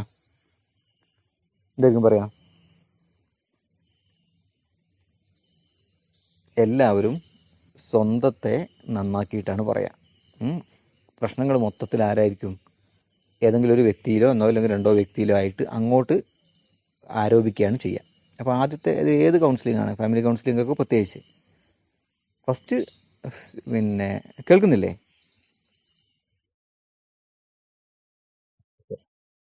ഫസ്റ്റ് സ്റ്റേജ് എന്ന് പറഞ്ഞു കഴിഞ്ഞാൽ, ഫസ്റ്റത്തെ സ്റ്റേജ് അല്ല, ഫസ്റ്റ് ഒരാൾ കൗൺസിലിംഗ് നടത്തുമ്പോൾ, ഫാമിലി കൗൺസിലിംഗ് ഒക്കെ ആണെങ്കിൽ നമ്മൾ മകനെ അല്ലെങ്കിൽ ഭാര്യയെ അല്ലെങ്കിൽ ഭർത്താവിനൊക്കെയാണ് കൗൺസിലിംഗ് നടത്തുന്നതെങ്കിൽ പോലും ആദ്യം അവരെല്ലാവരും ആരാണെങ്കിലും പൊതുവെ പറയുക, ഞാൻ ഓക്കെയാണ്, പ്രശ്നമൊക്കെ മറ്റുള്ളവർക്കാണ് ചാർത്തുക. അപ്പോൾ ഈ പറഞ്ഞ പോലെ തന്നെ ഫാമിലി ഒരു 4-5 മക്കളോ മറ്റോ ഉണ്ട്. അതിൽ 2-3 ആളെയൊക്കെ നമ്മളവിടെ അന്ന് അവിടെ വന്നിരുന്നു, എല്ലാവരും വന്നിട്ടില്ല. അപ്പം എന്ത് ചെയ്തു, ഫസ്റ്റ് തന്നെ മകനോട് സംസാരിച്ചപ്പോൾ മകൻ്റെ സൈഡ് ഓക്കെ ആക്കി, പ്രശ്നങ്ങൾ കംപ്ലീറ്റ് ഫാദറിലും മദറിലേക്കും ആക്കിയിട്ട് പറഞ്ഞു. അവൻ്റെ സൈഡ് വളരെ ഓക്കെ ആയിട്ടാണ് അവൻ പറഞ്ഞത്. ഓക്കെ, നമ്മളത് നിഷേധിക്കുകയൊന്നുമില്ല, അവർ പറയുന്നത് കേൾക്കണം, കംപ്ലീറ്റ് കേട്ടോ. ആ സമയത്ത് അവരെ നമ്മൾ തിരുത്താനും പോരുത്, കേൾക്കുക എന്നുള്ളതാണ് ഏറ്റവും ഇമ്പോർട്ടൻറ്റ്. പറയാനുള്ളതൊക്കെ പറയണം. അവരവരുടെ ഭാഗം ക്ലിയർ ചെയ്തു, പറഞ്ഞു, അത് കഴിഞ്ഞു. ഓക്കെ, ഇനി നമ്മൾ എന്ത് ചെയ്യാം, രണ്ടാമത്തെ മോനെ വിളിക്കാം അല്ലെങ്കിൽ രണ്ടാമത്തെ മകളെ വിളിക്കാം. അവർ പറയുന്നത് കേൾക്കുക, ഭാര്യയ്ക്ക് പറയാനുള്ളത് കേൾക്കാം. കഴിഞ്ഞതിന് ശേഷം പ്രധാനപ്പെട്ട കാര്യങ്ങൾ നോട്ട് ചെയ്യണം. അവരെ മുമ്പ് നിന്ന് ഇങ്ങനെ അവർ പറയുമ്പോൾ അവരെ മുഖത്തേക്ക് നോക്കി ഇങ്ങനെ നോട്ട് ചെയ്യണ്ട, പക്ഷേ ഹിൻറ്റുകൾ ഇങ്ങനെ ഇട്ട് പോയാൽ മതി കാര്യങ്ങൾ. വൈഫിനെ കൗൺസിൽ ചെയ്യും, അവർക്ക് പറയാനുള്ളത് കേൾക്കണം. അവരൊക്കെ പറയാമെന്ന് പറഞ്ഞു കഴിഞ്ഞാൽ ഉറപ്പായിട്ടും ഫസ്റ്റ് തന്നെ എന്താണ്, സ്വന്തം ഭാഗം കംപ്ലീറ്റ് ക്ലിയർ ചെയ്തിട്ടേ പറയുള്ളൂ. ഓക്കെ, അത് കഴിഞ്ഞാൽ വേണമെങ്കിൽ ലാസ്റ്റ് ഹസ്ബൻഡിനെ വിളിക്കാം, അല്ലെങ്കിൽ ഇടയ്ക്കൊക്കെ വിളിക്കാം. അതൊക്കെ നമ്മുടെ സാഹചര്യം പോലെയാണ്. എല്ലാവരുടെയും ഒരു സിറ്റിംഗ് കഴിഞ്ഞു, അവർക്ക് പറയാനുള്ളത് കേട്ട് കഴിഞ്ഞാൽ നമുക്ക് എന്ത് ചെയ്യാൻ പറ്റും, അതിൽ നിന്ന് നമുക്ക് കുറച്ച് കാര്യങ്ങൾ എന്ത് ചെയ്യാൻ പറ്റും, കൺക്ലൂഡ് ചെയ്യാൻ പറ്റും. എന്നിട്ട് നമുക്ക് വീണ്ടും ഓരോരുത്തരെ വീണ്ടും വിളിക്കാം. അങ്ങനെ വിളിക്കുമ്പോൾ രണ്ടാമത്തെ വിളിക്കലിൽ നമുക്കും കുറച്ച് കാര്യങ്ങൾ അവരോട് ഇങ്ങനെ ചോദിക്കാനുണ്ടാവും. ആ ചോദ്യത്തിൻ്റെ ട്യൂണ് മാറും. എന്താണ് ട്യൂണ് മാറുക എന്ന് പറഞ്ഞാൽ, നമുക്ക് കുറച്ച് കാര്യങ്ങൾ മനസ്സിലായിട്ടായിരിക്കും ചോദിക്കുക. അപ്പോൾ സ്വാഭാവികമായിട്ടും മെല്ലെ മെല്ലെ സ്വന്തം ഭാഗത്തും പ്രശ്നങ്ങളൊക്കെ ഉണ്ട് എന്ന് മനസ്സിലാക്കി തുടങ്ങും. ഓക്കെ, അങ്ങനെ സമയമെടുക്കും. അപ്പോൾ അത് ചിലപ്പോൾ മക്കളെയൊക്കെ ചിലപ്പോൾ 3 സിറ്റിംഗ് ഒക്കെ വേണ്ടി വരും. കൂടുതൽ സമയം ഭർത്താവിനെയും ഭാര്യയായിരിക്കും കൂടുതൽ വേണ്ടി വരിക. അതൊക്കെ ഞാൻ പറഞ്ഞല്ലോ, ഒരു ഫാമിലി കൗൺസിലിംഗ് ആകുമ്പോൾ സമയമെടുക്കും. അങ്ങനെ മെല്ലെ മെല്ലെ മെല്ലെ ഓരോരുത്തരെയും കാര്യങ്ങൾ മനസ്സിലാക്കി ഒരു ഫാമിലിയാണ്. ഇപ്പം പലപ്പോഴും അവരൊക്കെ ധരിക്കുക എന്ന് പറഞ്ഞാൽ നമ്മൾ വളരെ കറക്റ്റായിട്ടാണ് കാര്യങ്ങൾ പോകുന്നത്. പക്ഷെ എല്ലാത്തിൻ്റെയും കാരണം ഫാദറാണ്, അദ്ദേഹത്തിൻ്റെ ഇടപെടലാണ്, അദ്ദേഹത്തിൻ്റെ സ്വഭാവമാണ് ഭയങ്കര പ്രശ്നം, അതുകൊണ്ടാണ് എല്ലാം ഇങ്ങനെ ആയത്. എല്ലാം അങ്ങോട്ട് കംപ്ലീറ്റ് ചാർത്താൻ ശ്രമിക്കും. പക്ഷേ ആ ഫാദറിൻ്റെ സ്വഭാവം ആ രീതിയിലേക്ക് രൂപപ്പെട്ടു വന്നതിൽ കുറച്ച് അയാളുടെ സ്വഭാവം തന്നെ ആയിരിക്കും. പക്ഷേ എങ്കിൽ പോലും അത് ഇൻറ്റൻസിഫൈ ചെയ്യാൻ കാരണമായത് ഇവരുടെയൊക്കെ പലപ്പോഴും ഇടപെടലുകളായിരിക്കും. അപ്പോൾ അത് അവർക്കും ബോധ്യപ്പെടുമ്പോൾ ആണ് മെല്ലെ മെല്ലെ എന്ത് ചെയ്യുക, മാറുക. അപ്പോൾ പലപ്പോഴും എന്ത് ചെയ്യും, ഇങ്ങനത്തെ കേസൊക്കെ കഴിഞ്ഞ് അവസാനം കെട്ടിപ്പിടിച്ച് ഒരു സെൽഫിയൊക്കെ എടുത്ത് ഭയങ്കര സന്തോഷത്തിലൊക്കെയാണ് പോവുക. കാരണം അതൊന്നുമല്ല, അത് വലിയ സംഭവമൊന്നുമല്ല. പക്ഷേ എങ്കിൽ പോലും ഓരോരുത്തരും ഓരോരുത്തരുടെ ഭാഗം മനസ്സിലാക്കുമ്പോൾ അത് തിരുത്താൻ തയ്യാറായി കഴിഞ്ഞാൽ തീരുന്ന പ്രശ്നങ്ങളാണ് പല ഫാമിലിയിലും ഉള്ളത്. ഓക്കെ, അപ്പോൾ ഇപ്പോൾ നമ്മൾ പറയുകയാണ് ഇൻഡിവിജ്വൽ കൗൺസിലിങ്ങിന് നമ്മുടെ മുമ്പിൽ ഒരാൾ വരുന്നു. അയാളെ കൗൺസിൽ ചെയ്യുന്ന രീതിയാണ് നമ്മൾ പറയുന്നത്. കൗൺസിലിംഗ് സൈക്കോളജിയിൽ step of counselling process, counselling പ്രോസസ്സിൻ്റെ ഘട്ടങ്ങൾ, സ്റ്റെപ്പുകൾ, ഓരോ പടവുകൾ എങ്ങനെയാണ് കൈകാര്യം ചെയ്യേണ്ടത്. ഫസ്റ്റ് എന്താണ്, ജസ്റ്റ് ഒന്ന് വായിച്ചോ. Counselling is A structured process. Malayalam വായിക്കാം കേട്ടോ, ഇംഗ്ലീഷും വായിക്കാം. ഇതൊരു സ്ട്രക്ചേർഡ് പ്രോസസ്സാണ്. വീണ്ടും വീണ്ടും ഞാൻ പറയുന്നത്, കൗൺസിലിംഗ് ഒരു സ്ട്രക്ചേർഡ് പ്രോസസ്സാണ്. ഒരു സ്ട്രക്ചർ വൈസ് ചെയ്ത് പ്രൊഫഷണലായിട്ട് കൊണ്ടുപോകേണ്ട സാധനമാണ്. പിന്നെ എന്താണ്, that helps individual address there problem. ജനങ്ങൾക്ക്, വ്യക്തികൾക്ക് അവരുടെ പ്രശ്നങ്ങൾ അഡ്രസ്സ് ചെയ്യാൻ പറ്റുന്ന ഒരു സ്ട്രക്ചേർഡ് പ്രോസസ്സാണ്. മാത്രമല്ല ഗെയിൻ സെൽഫ് അവയർനെസ്, സ്വന്തമായിട്ട് ഒരു അവയർനെസ്, ഒരു അവബോധം ഉണ്ടാക്കിയെടുക്കാൻ പറ്റും. അതിന് ഡെവലപ്പ് കോപ്പിംഗ് സ്ട്രാറ്റജീസ്, മാത്രമല്ല പ്രശ്നങ്ങൾ പരിഹരിക്കാനുള്ള സ്ട്രാറ്റജികൾ ഡെവലപ്പ് ചെയ്തെടുക്കാനും പറ്റും. Okay, the process typically consist of several key stages that ensure effective communication. അതായത് അങ്ങനെ വരുന്ന ഈ പ്രോസസ്സ് എന്ന് പറയുന്നത് വ്യത്യസ്ത സ്റ്റേജുകളിലൂടെയാണ് പോകുന്നത്. അതെങ്ങനെയാണ്, എൻഷുവർ എഫക്റ്റീവ് കമ്മ്യൂണിക്കേഷൻ, നല്ല കമ്മ്യൂണിക്കേഷൻ ഉറപ്പുവരുത്തണം. അതോടൊപ്പം തന്നെ പ്രോബ്ലം സോൾവ് ചെയ്യണം. ദെൻ ഇമോഷണൽ ഗ്രോത്ത്, മാനസികമായ അല്ലെങ്കിൽ വൈകാരികമായ വളർച്ച ഉണ്ടാക്കിയെടുക്കണം. ഓക്കെ, ഇത്രയും കാര്യങ്ങളാണ് പ്രധാനമായിട്ടും ഒരു കൗൺസിലിംഗ് കൊണ്ട് നടക്കേണ്ടത്. ജസ്റ്റ് മനസ്സിലാക്കി. കാണുന്നില്ല സ്ക്രീൻ? ആർക്കും കാണുന്നില്ല? ഉണ്ടോ? ആ, ഉണ്ടല്ലേ. എന്താ ചെയ്യേണ്ടത്? നിങ്ങളൊന്ന് ജസ്റ്റ് ഒന്ന് ഓഫ് ചെയ്യേ. കാണാമല്ലോ അല്ലേ?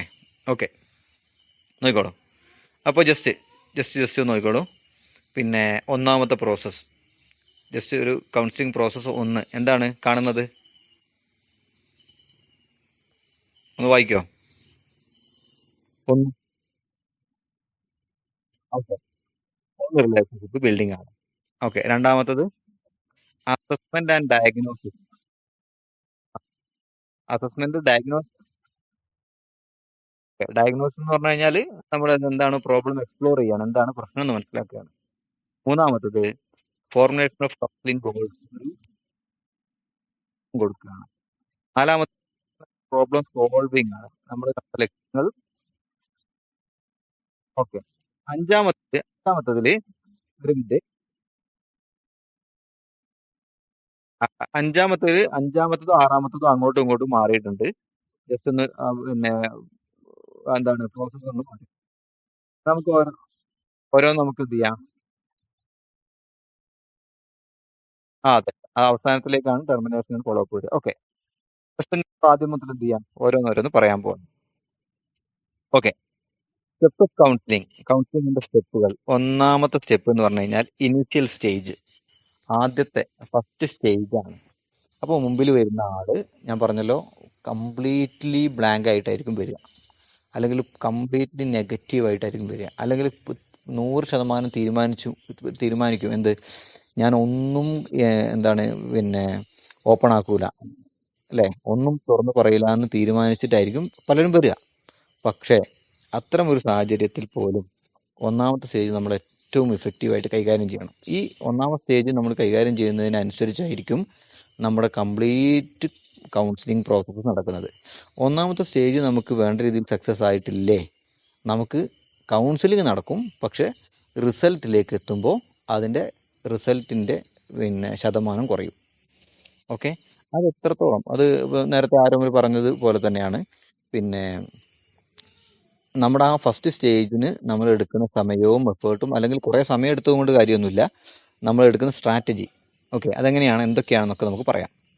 അപ്പോൾ ഒന്നാമത്തെ initial stage, building the relationship. പരസ്പരം എന്താണ്, രണ്ടു പേർക്കും ഇടയിലുള്ള ഒരു ബന്ധം ഉണ്ടാക്കിയെടുക്കുക. ഇപ്പം നമ്മൾ നമ്മുടെ ഏറ്റവും അടുത്ത സുഹൃത്തുക്കളോട് നമ്മൾ എന്തൊക്കെ കാര്യങ്ങൾ പറയുന്നുണ്ടോ, അതെന്തുകൊണ്ട് നമ്മൾ പറയുന്നു, എന്തുകൊണ്ടാണെന്ന് വെച്ചാൽ നമ്മൾ അവർ തമ്മിലുള്ള റിലേഷൻഷിപ്പിൻ്റെ സ്ട്രോങ് കൊണ്ടാണ്. നമുക്ക് എല്ലാ രഹസ്യങ്ങളും പറയാൻ പറ്റുന്ന സുഹൃത്തുക്കളുണ്ട്, അല്ലേ? അപ്പോൾ അത് 1 മണിക്കൂർ കൊണ്ടോ അല്ലെങ്കിൽ കുറഞ്ഞ സമയം കൊണ്ടോ ഒരു കൗൺസിലർക്ക് അത് അത്രത്തോളം ഡെപ്തായിട്ട് പോകാൻ പറ്റണമെന്നൊന്നുമില്ല. പക്ഷെ എങ്കിൽ പോലും എല്ലാം തുറന്നു പറയാൻ പറ്റും എന്ന് ഒരു സാഹചര്യം ഇവർ ഉണ്ടാക്കി കൊടുക്കണം.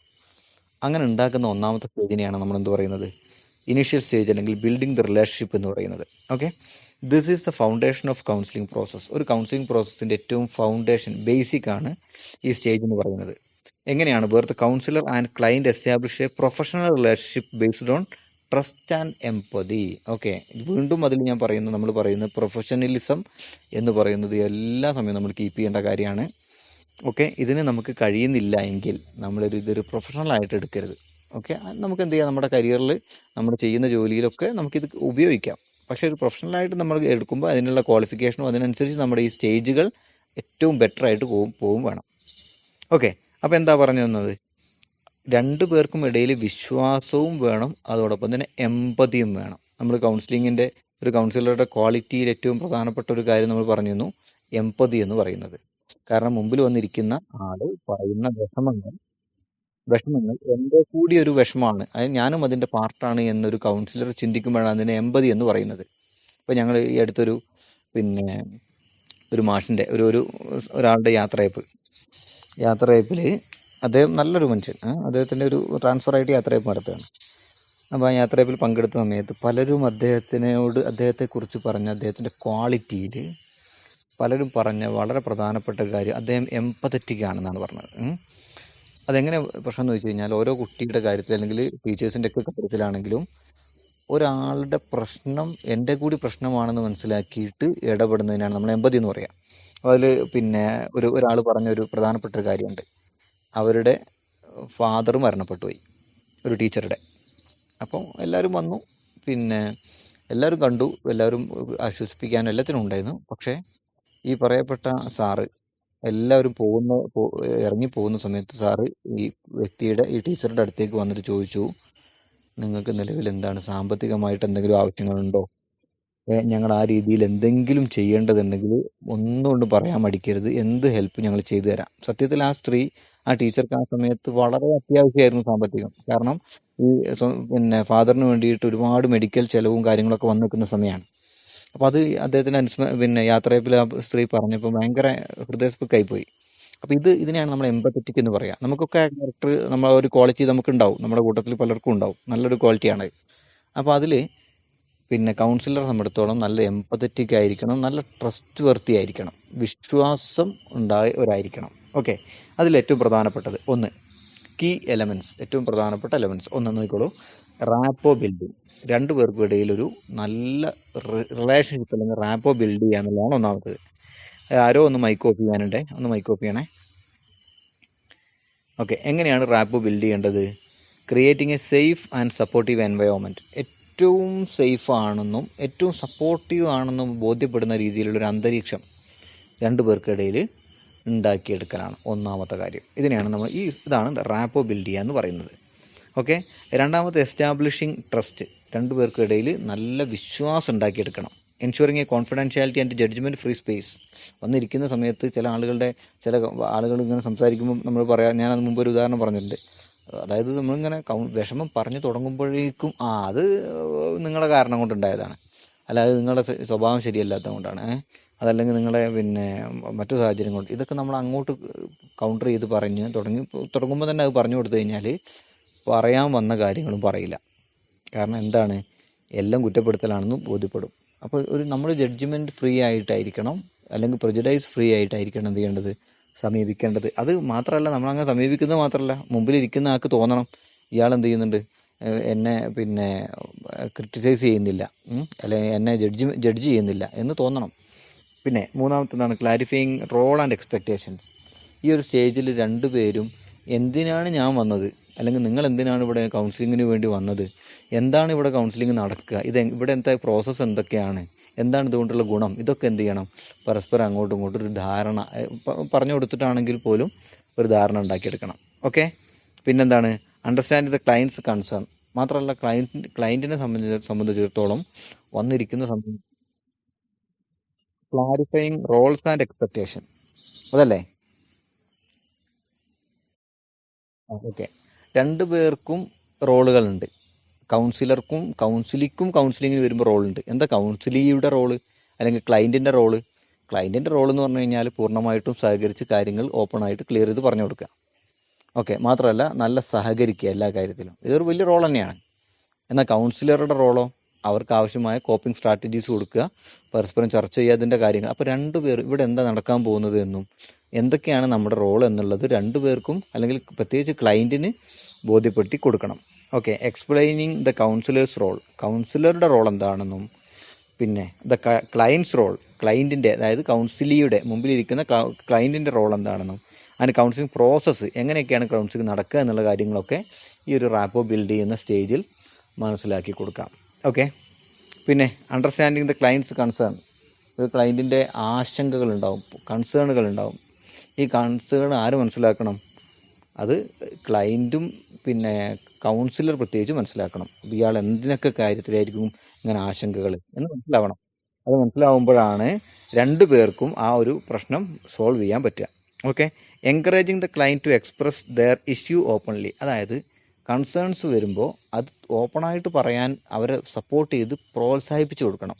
എങ്കിൽ മാത്രമേ, ഇപ്പോൾ നമ്മളോട് ഒരാൾ കേസ് പറയാണ്, പിന്നെ ഇപ്പോൾ എന്താ പറയുക, പഠിപ്പിക്കുന്ന അധ്യാപകൻ അല്ലെങ്കിൽ പഠിപ്പിക്കുന്ന സ്വന്തം സാഹചര്യത്തിലുള്ള എന്തെങ്കിലും ആരെങ്കിലും നമ്മളെ വിഷമം പറഞ്ഞുകൊണ്ടിരിക്കുന്ന സമയത്ത് ഒരു വ്യക്തി എന്നെ എങ്ങനെ വല്ലാതെ ബുദ്ധിമുട്ടിച്ചിട്ടുണ്ട്, ഒരാൾ എന്നെ കാര്യമായിട്ട് എന്ത് ചെയ്തിട്ടുണ്ട്, മാനസികമായിട്ടും ശാരീരികമായിട്ടും പീഡിപ്പിക്കുന്നുണ്ട്, എനിക്ക് ഭയങ്കര പ്രശ്നങ്ങളുണ്ട് എന്നൊക്കെ ഇങ്ങനെ ഒരാളും നമ്മൾ പറയുന്നു. അപ്പം നമ്മൾ കൗൺസിലർ ചോദിക്കുന്നു, ആരാണ് ആ ഒരാൾ പേര്?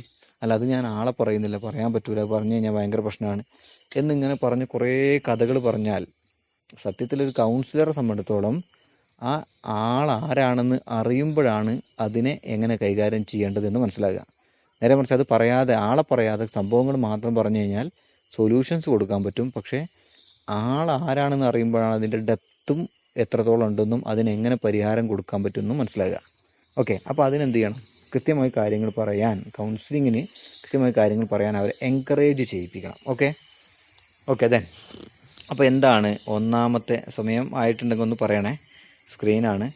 ഒന്നാമത്തെ ഒരു പിന്നെ ഇനീഷ്യൽ സ്റ്റേജിൻ്റെ ലക്ഷ്യം എന്ന് പറയുന്നത് to create a comfortable environment where the client feels safe to share their concern. ഏറ്റവും സേഫായ, ഏറ്റവും നല്ല അന്തരീക്ഷം ക്ലയൻറ്റിന് ഒരുക്കി കൊടുത്ത് പൂർണ്ണമായും അയാൾക്ക് മനസ്സ് തുറക്കാനുള്ള സാഹചര്യം ഉണ്ടാക്കി കൊടുക്കലാണ് ഒന്നാമത്തെ സ്റ്റേജിൻ്റെ ഗോൾ എന്ന് പറയുന്നത്. ക്ലിയർ ആയോ?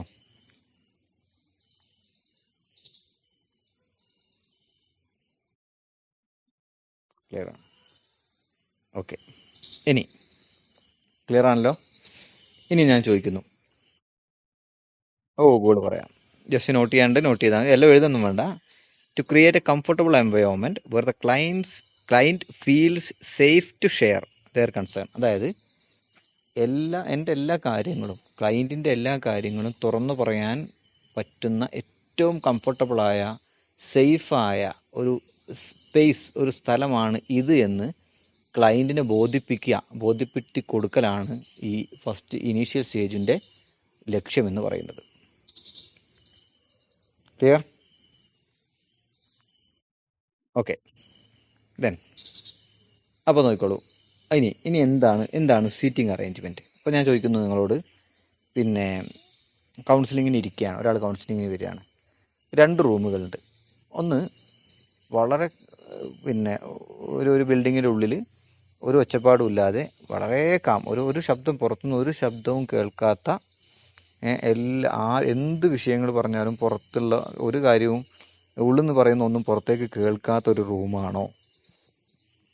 കുറച്ചൊക്കെ ശബ്ദങ്ങളൊക്കെ ഉണ്ട്, പിന്നെ അത്തരമൊരു റൂമാണ് ഏതായിരിക്കും ഏറ്റവും നന്നാകുക നിങ്ങളുടെ അഭിപ്രായത്തിൽ?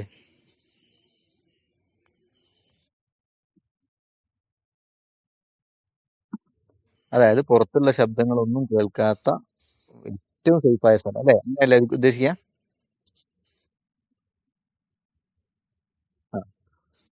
ഓക്കെ, അത് നോക്കിക്കോളൂ.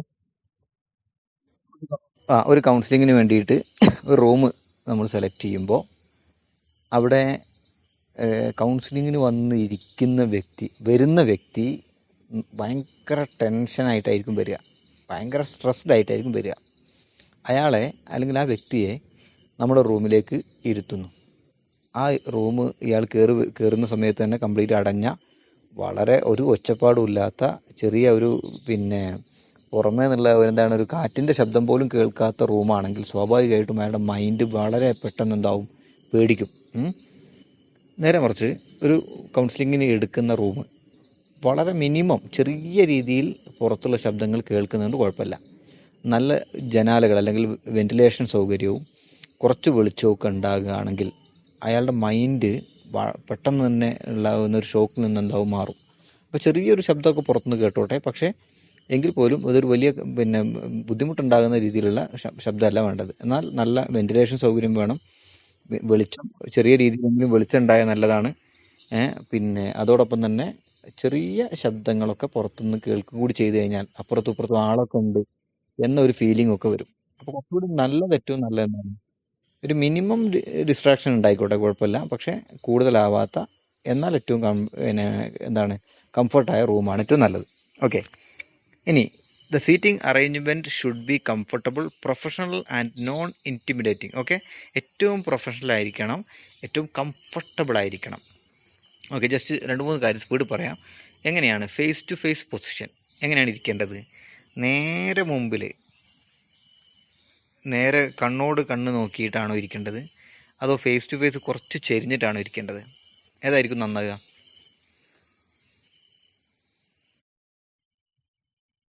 ഫേസ് ടു ഫേസ് തന്നെയാണ് നല്ലത്. പക്ഷേ എങ്കിൽ പോലും കുറച്ച് ചെരിയണം. ചെറിയ രീതിയിലൊന്ന് ചെരിഞ്ഞാൽ നല്ലതാണ്. ഇപ്പം നേരെ ഡയറക്റ്റ് ഓപ്പോസിറ്റ് തൊട്ടടുത്ത് അങ്ങനെ തന്നെ ഇരിക്കുന്നത്, നേരെ മുൻപ് അങ്ങനെ ഇരിക്കുന്നതിൻ്റെ ഒരു പ്രശ്നം എന്ന് പറഞ്ഞാൽ, നമ്മൾ സാധാരണ ഈ ക്വസ്റ്റ്യനിങ് അല്ലേ, ചോദ്യം ചോദിക്കുമ്പോഴൊക്കെയാണ് സാധാരണ രീതിയിൽ ആ ഒരു സിറ്റിങ്. നേരെ ചെറിയ രീതിയിലൊന്ന് ചെയ്യാം. അത് നമുക്ക് എങ്ങനെയാണെന്നുള്ള ഞാൻ അതിൻ്റെ അടുത്ത സ്ലൈഡിൽ കാണിച്ചു തരാം. നമ്മൾ ഫസ്റ്റ് ചെയർ ഇട്ടൊരു മെത്തേഡ് കണ്ടോ? കണ്ടില്ലേ? കാണുന്നില്ലേ? ആ അതാണോ ഞാൻ തൊട്ട് താഴെ കാണിച്ച പിക്ചറാണോ കുറച്ചുകൂടി കംഫർട്ട് ഉണ്ടാകുക? ഫസ്റ്റ് ഫസ്റ്റ് പിക്ചർ ആയിരിക്കും. ഓക്കെ. കാരണം തൊട്ട് താഴെ ഉള്ളത് ഡയറക്റ്റ് ഫേസ് ടു ഫേസ്, കുഴപ്പമൊന്നുമില്ല. ഇത് ഇനി എങ്ങനെ ഇരുന്ന് എഴുതിയിട്ട് മനസ്സ് തുറക്കാതിരിക്കൊന്നുമില്ല ചിലപ്പോൾ. പക്ഷേ എങ്കിൽ പോലും കുറച്ചുകൂടി നല്ലത് ഇതുപോലെ ചെറിയ രീതിയിലൊരു ചെരിവ്, എന്നാൽ കറക്റ്റ് ഫേസ് ടു ഫേസ് കിട്ടും വേണം. അങ്ങനത്തെ ഒരു പിന്നെ സീറ്റിംഗ് അറേഞ്ച്മെൻ്റ് ആണ് ഏറ്റവും നല്ലത്. ഓക്കെ. അപ്പോൾ face to face position best for individual counselling. ഒരു വ്യക്തിക്കുള്ള കൗൺസിലിങ്ങിന് നമ്മൾ ചെയ്യുമ്പോൾ പ്രധാനമായിട്ടും ഫേസ് ടു ഫേസ് പൊസിഷനാണ് എടുക്കേണ്ടത്. The counsellor and client should sit facing each other at a slight angle about 45 degree. അതാണ് കേട്ടോ, ചെറിയൊരു ചെരിവ്, അതായത് ഒരു 45 ഡിഗ്രി ചെരിവ് എന്ന് കണക്കാണ്. ആ രീതിയിൽ ജസ്റ്റ് എന്ത് ചെയ്യാം, ഫേസ് ടു ഫേസ് ആയിട്ട് ഇരിക്കാം, റാദർ ദാൻ ഡയറക്റ്റ്ലി ഓപ്പോസിറ്റ്, നേരെ ഓപ്പോസിറ്റ് ഇരിക്കുന്നതിനേക്കാൾ നല്ലത്. Okay. Which can feel confrontational. A small table, അതായത് കുറച്ചും കൂടി എന്താണ്, പിന്നെ നേരെ മുമ്പിൽ ഇരിക്കുമ്പോൾ ഒരു പക്ഷേ ഒരു മിസ്കംഫർട്ട് ഫീൽ ചെയ്യാം. എല്ലാം കൂടി എഴുതണ്ട, just face to face position മാത്രം എഴുതിയാൽ മതി. A small table between them can be used. It should not be create a physical barrier. വേണമെങ്കിൽ ചെറിയ ഒരു ടേബിൾ രണ്ടുപേരുടെയും ഇടയിൽ വെക്കാം. ഒരു ചെറിയ ടേബിൾ കൈയൊക്കെ കുത്താനൊക്കെ ആയിട്ട് വെക്കാം. പക്ഷേ എങ്കിൽ പോലും ആ ടേബിള്, പിന്നെ ചില ഹോട്ടലിലൊക്കെ നമ്മൾ പോയി കഴിഞ്ഞാൽ ഭക്ഷണം കഴിക്കാൻ വേണ്ടി ഇരുന്ന് കഴിഞ്ഞാൽ നമ്മൾ ഇരിക്കുന്ന അതിൻ്റെ ഒരു കുഴിയും ടേബിളും വെച്ച് നോക്കിക്കഴിഞ്ഞാൽ ഭയങ്കര ഒരു പ്രശ്നം ഉണ്ടാവും. കാരണം നമുക്ക് ഏന്തി വലിഞ്ഞിങ്ങനെ കഴിക്കേണ്ട ഒരു ഫീലിംഗ് ആയിരിക്കും. അപ്പോൾ നമുക്ക് ആ ഒരു ഭക്ഷണം കഴിക്കുന്നതിൻ്റെ ഒരു രസം പോലും നഷ്ടപ്പെടും. അപ്പോൾ അതുപോലെ ക്ലയൻറ്റും കൗൺസിലും ഇരിക്കുന്നതിൻ്റെ ഇടയ്ക്കൊരു ടേബിൾ നല്ലതാണ് വേണമെങ്കിൽ. പക്ഷെ അപ്പോൾ പോലും അതൊരു ബാരിയർ ആവരുത്, ഒരു തടസ്സമാവരുത്. അതിൻ്റെ അപ്പുറത്തുനിന്ന് പിന്നെ ഇങ്ങനെ നോക്കുന്ന ഒരു സാഹചര്യം ഉണ്ടാകരുത്. ഓക്കെ. അപ്പോൾ അതൊരു ചെറിയ രീതിയിലൊക്കെ വേണമെങ്കിൽ വെക്കാം. രണ്ടാമത്തത് സൈഡ് ബൈ സൈഡ് പൊസിഷൻ. വേണമെങ്കിൽ എന്ത് ചെയ്യാം, രണ്ടുപേരും സൈഡായിട്ട് ഇരിക്കാം. പക്ഷെ അതെന്താണ്, for informal or supportive counselling. അതൊരു പിന്നെ ഫോർമൽ അല്ല, നേരെ മറിച്ച് ഒരു ഇൻഫോർമൽ കൗൺസിലിങ്ങിന് വേണമെങ്കിൽ എന്ത് ചെയ്യാം, ചെരിഞ്ഞ് ഒരേ സൈഡിലൊക്കെ ആയിട്ട് ഇരിക്കാം. This method works well for casual or less intimidating session. അത് ഒരു കാഷ്വൽ സെഷൻ. എന്താ കാഷ്വൽ സെഷൻ എന്ന് പറഞ്ഞാൽ, അതൊരു പ്രൊഫഷണൽ അല്ല, എന്നാലൊരു സാധാരണ രീതിയിൽ വേണമെങ്കിൽ പിന്നെ ചെറിയ രീതിയിലൊരു കൗൺസിലിംഗ് ഒക്കെ നടത്തണം എന്ന് തോന്നുന്നൊക്കെ ആണെങ്കിൽ വേണമെങ്കിൽ എന്ത് ചെയ്യാം, അങ്ങനെ ഇരിക്കാം, കുഴപ്പമൊന്നുമില്ല. ഓക്കെ. അത് കുട്ടികളുമായിട്ടാണെങ്കിൽ, especially with childrens or clients who struggle with eye contact. നേരിട്ട് നോക്കുന്നത് മുമ്പിലിരിക്കുമ്പോൾ ഒന്നും മനസ്സ് തുറന്ന് പറയാൻ പറ്റുന്നില്ല എന്നൊരു കൗൺസിലി പറഞ്ഞു കഴിഞ്ഞാൽ പിന്നെ അയാൾ എന്ത് ചെയ്യണ്ട, ഈ ഫേസ് ടു ഫേസ് ഇരുത്തണ്ട. അപ്പം വേണമെങ്കിൽ എന്ത് ചെയ്യാം, ചെരിച്ചൊക്കെ ഇരുത്താം. ഓക്കെ. മൂന്നാമത്തത് group counselling, circle formation. Group counselling ആണ് നമ്മൾ നടത്തുന്നതെങ്കിൽ ഒരേ സമയത്ത് എല്ലാവരും ഒരു 4-5 ആളൊക്കെ അല്ലെങ്കിൽ 2-3 ആളൊക്കെ ആണെങ്കിൽ നമുക്ക് എന്ത് ചെയ്യാം, ഒരു സർക്കിൾ ഫോർമേഷൻ, ഒരു റൗണ്ടിലേക്കൊക്കെ ഇരുത്തിയിട്ട് എന്ത് ചെയ്യാം, കൗൺസിലിംഗ് ചെയ്യാം. ഓക്കെ. അപ്പോൾ ഇതിൽ ഒഴിവാക്കേണ്ട കാര്യം, ചെയ്യാൻ പാടില്ലാത്തത്, ഒന്ന്, sitting too close, invade personal space. ഞാൻ പറയട്ടെ, നമ്മൾ ലിഫ്റ്റിൽ കയറിയ ആളുകളായിരിക്കും അല്ലേ നമ്മളെല്ലാവരും. കയറാത്ത ആരെങ്കിലും ഉണ്ടോ? ലിഫ്റ്റ് ഉപയോഗിക്കാത്ത ആരെങ്കിലും ഉണ്ടോ? ഉണ്ടാവില്ല. ആ, നമ്മളെല്ലാവരും, നമ്മളൊരു 10 ആള് വളരെ പിന്നെ കുറേയൊക്കെ സംസാരിച്ച് കുറേ കാര്യങ്ങളൊക്കെ ഇങ്ങനെ പറഞ്ഞ് നമ്മൾ ലിഫ്റ്റിൻ്റെ ഉള്ളിലേക്ക് കയറി കഴിഞ്ഞാൽ പിന്നെ എല്ലാവരും വളരെ സൈലൻ്റ് ആയിരിക്കും അല്ലേ? അതെന്തായാലും കാരണം എന്താ കാരണം എന്നല്ലേ? ഓക്കെ. അതാണ്, നമുക്കൊരു പേഴ്സണൽ സ്പേസ് ഉണ്ട്. ഒരാളുടെ ഒരു പേഴ്സണൽ സ്പേസ് എന്ന് പറഞ്ഞാൽ എന്താണ്?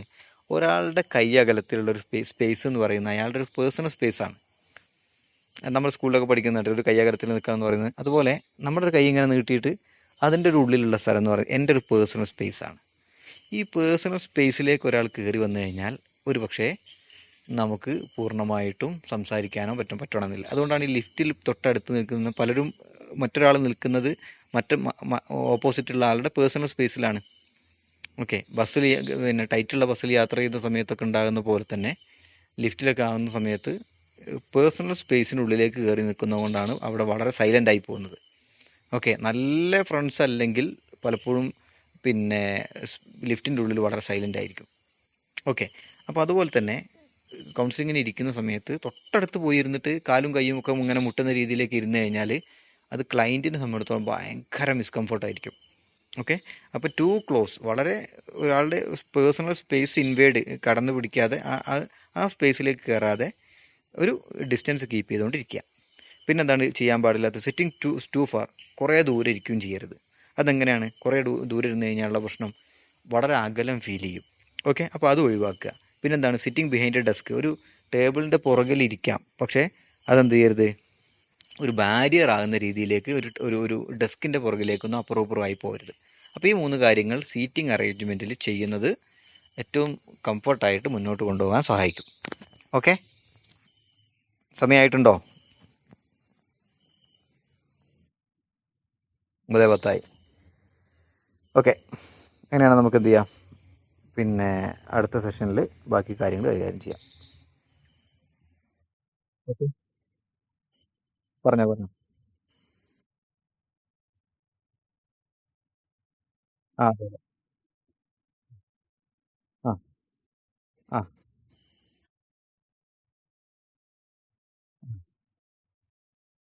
അതെ.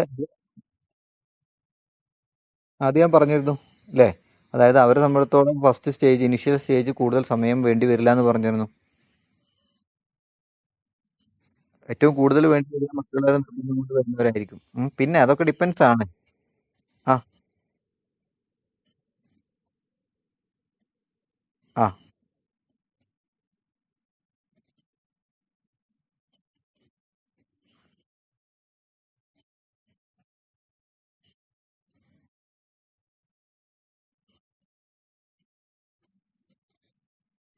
ഈ നമ്മളെ പിന്നെ ഒരു കൗൺസിലിംഗ് അറ്റൻഡ് നമുക്ക് കൗൺസിലിംഗ് ഒരു സൈക്കോളജിയോ ഒക്കെ ചെയ്ത് കഴിഞ്ഞാൽ ഏറ്റവും കൂടുതൽ ഗുണം ഉണ്ടാകുക നമുക്ക് തന്നെയാണ്. അത് നിങ്ങൾക്ക് കുറച്ച് കഴിയുമ്പോൾ മനസ്സിലാവും. അപ്പം നിങ്ങളുടെയൊക്കെ മുൻപ് ഇപ്പം 10ഓളം ബാച്ചായി. എനിക്ക് തോന്നുന്നു കഴിഞ്ഞ 5 ബാച്ച് മുതൽ ഞാൻ തന്നെ ഇതിൽ ക്ലാസ് എടുക്കുന്നുണ്ട് ഒരാള്. അപ്പോൾ ഇതിൻ്റെയൊക്കെ പിന്നെ ഫീഡ്ബാക്ക് നമ്മൾ വാങ്ങും, ചോദിക്കാറുണ്ട്. അപ്പോൾ എല്ലാവരും പറയുന്ന ഫീഡ്ബാക്കിൽ ഏറ്റവും പ്രധാനപ്പെട്ട കാര്യം പേഴ്സണൽ ഗ്രോത്ത് നന്നായിട്ട് ഉണ്ടായിട്ടുണ്ട് എന്നാണ്. അതെന്താണെന്ന് വെച്ച് കഴിഞ്ഞാൽ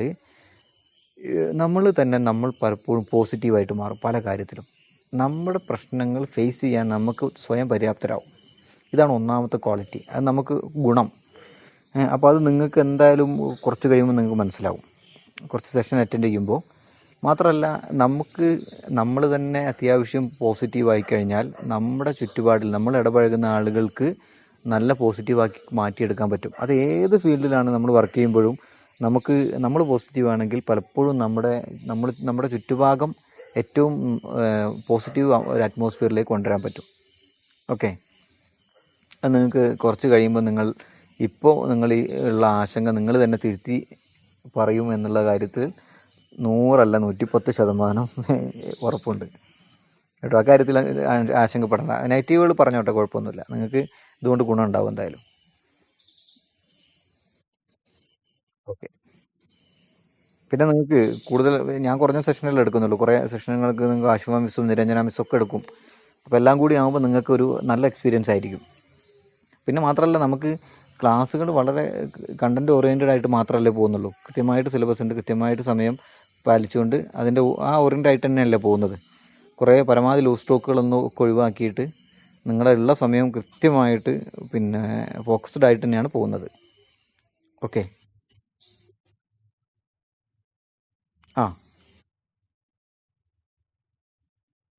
ആ നമുക്കൊരു പ്രാക്ടിക്കൽ ക്ലാസ് ഉണ്ടാകാറുണ്ട്. അതെന്ന് പറഞ്ഞാൽ ഒരു 1 ഡേ പ്രോഗ്രാം.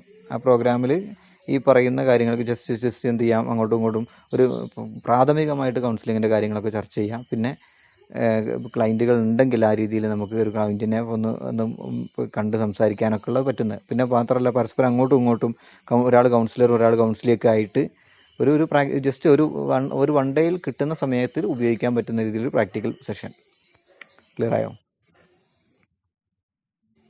ഓക്കെ. പിന്നെ ഇത്തരം ഇതുമായിട്ട് കോഴ്സുമായിട്ട് ബന്ധപ്പെട്ട കാര്യങ്ങൾ നിങ്ങൾ സക്കരിയ സാറായിട്ട് തന്നെ സംസാരിക്കണം, അല്ലെങ്കിൽ അക്ബർ സാറായിട്ടൊക്കെ സംസാരിക്കണം കേട്ടോ.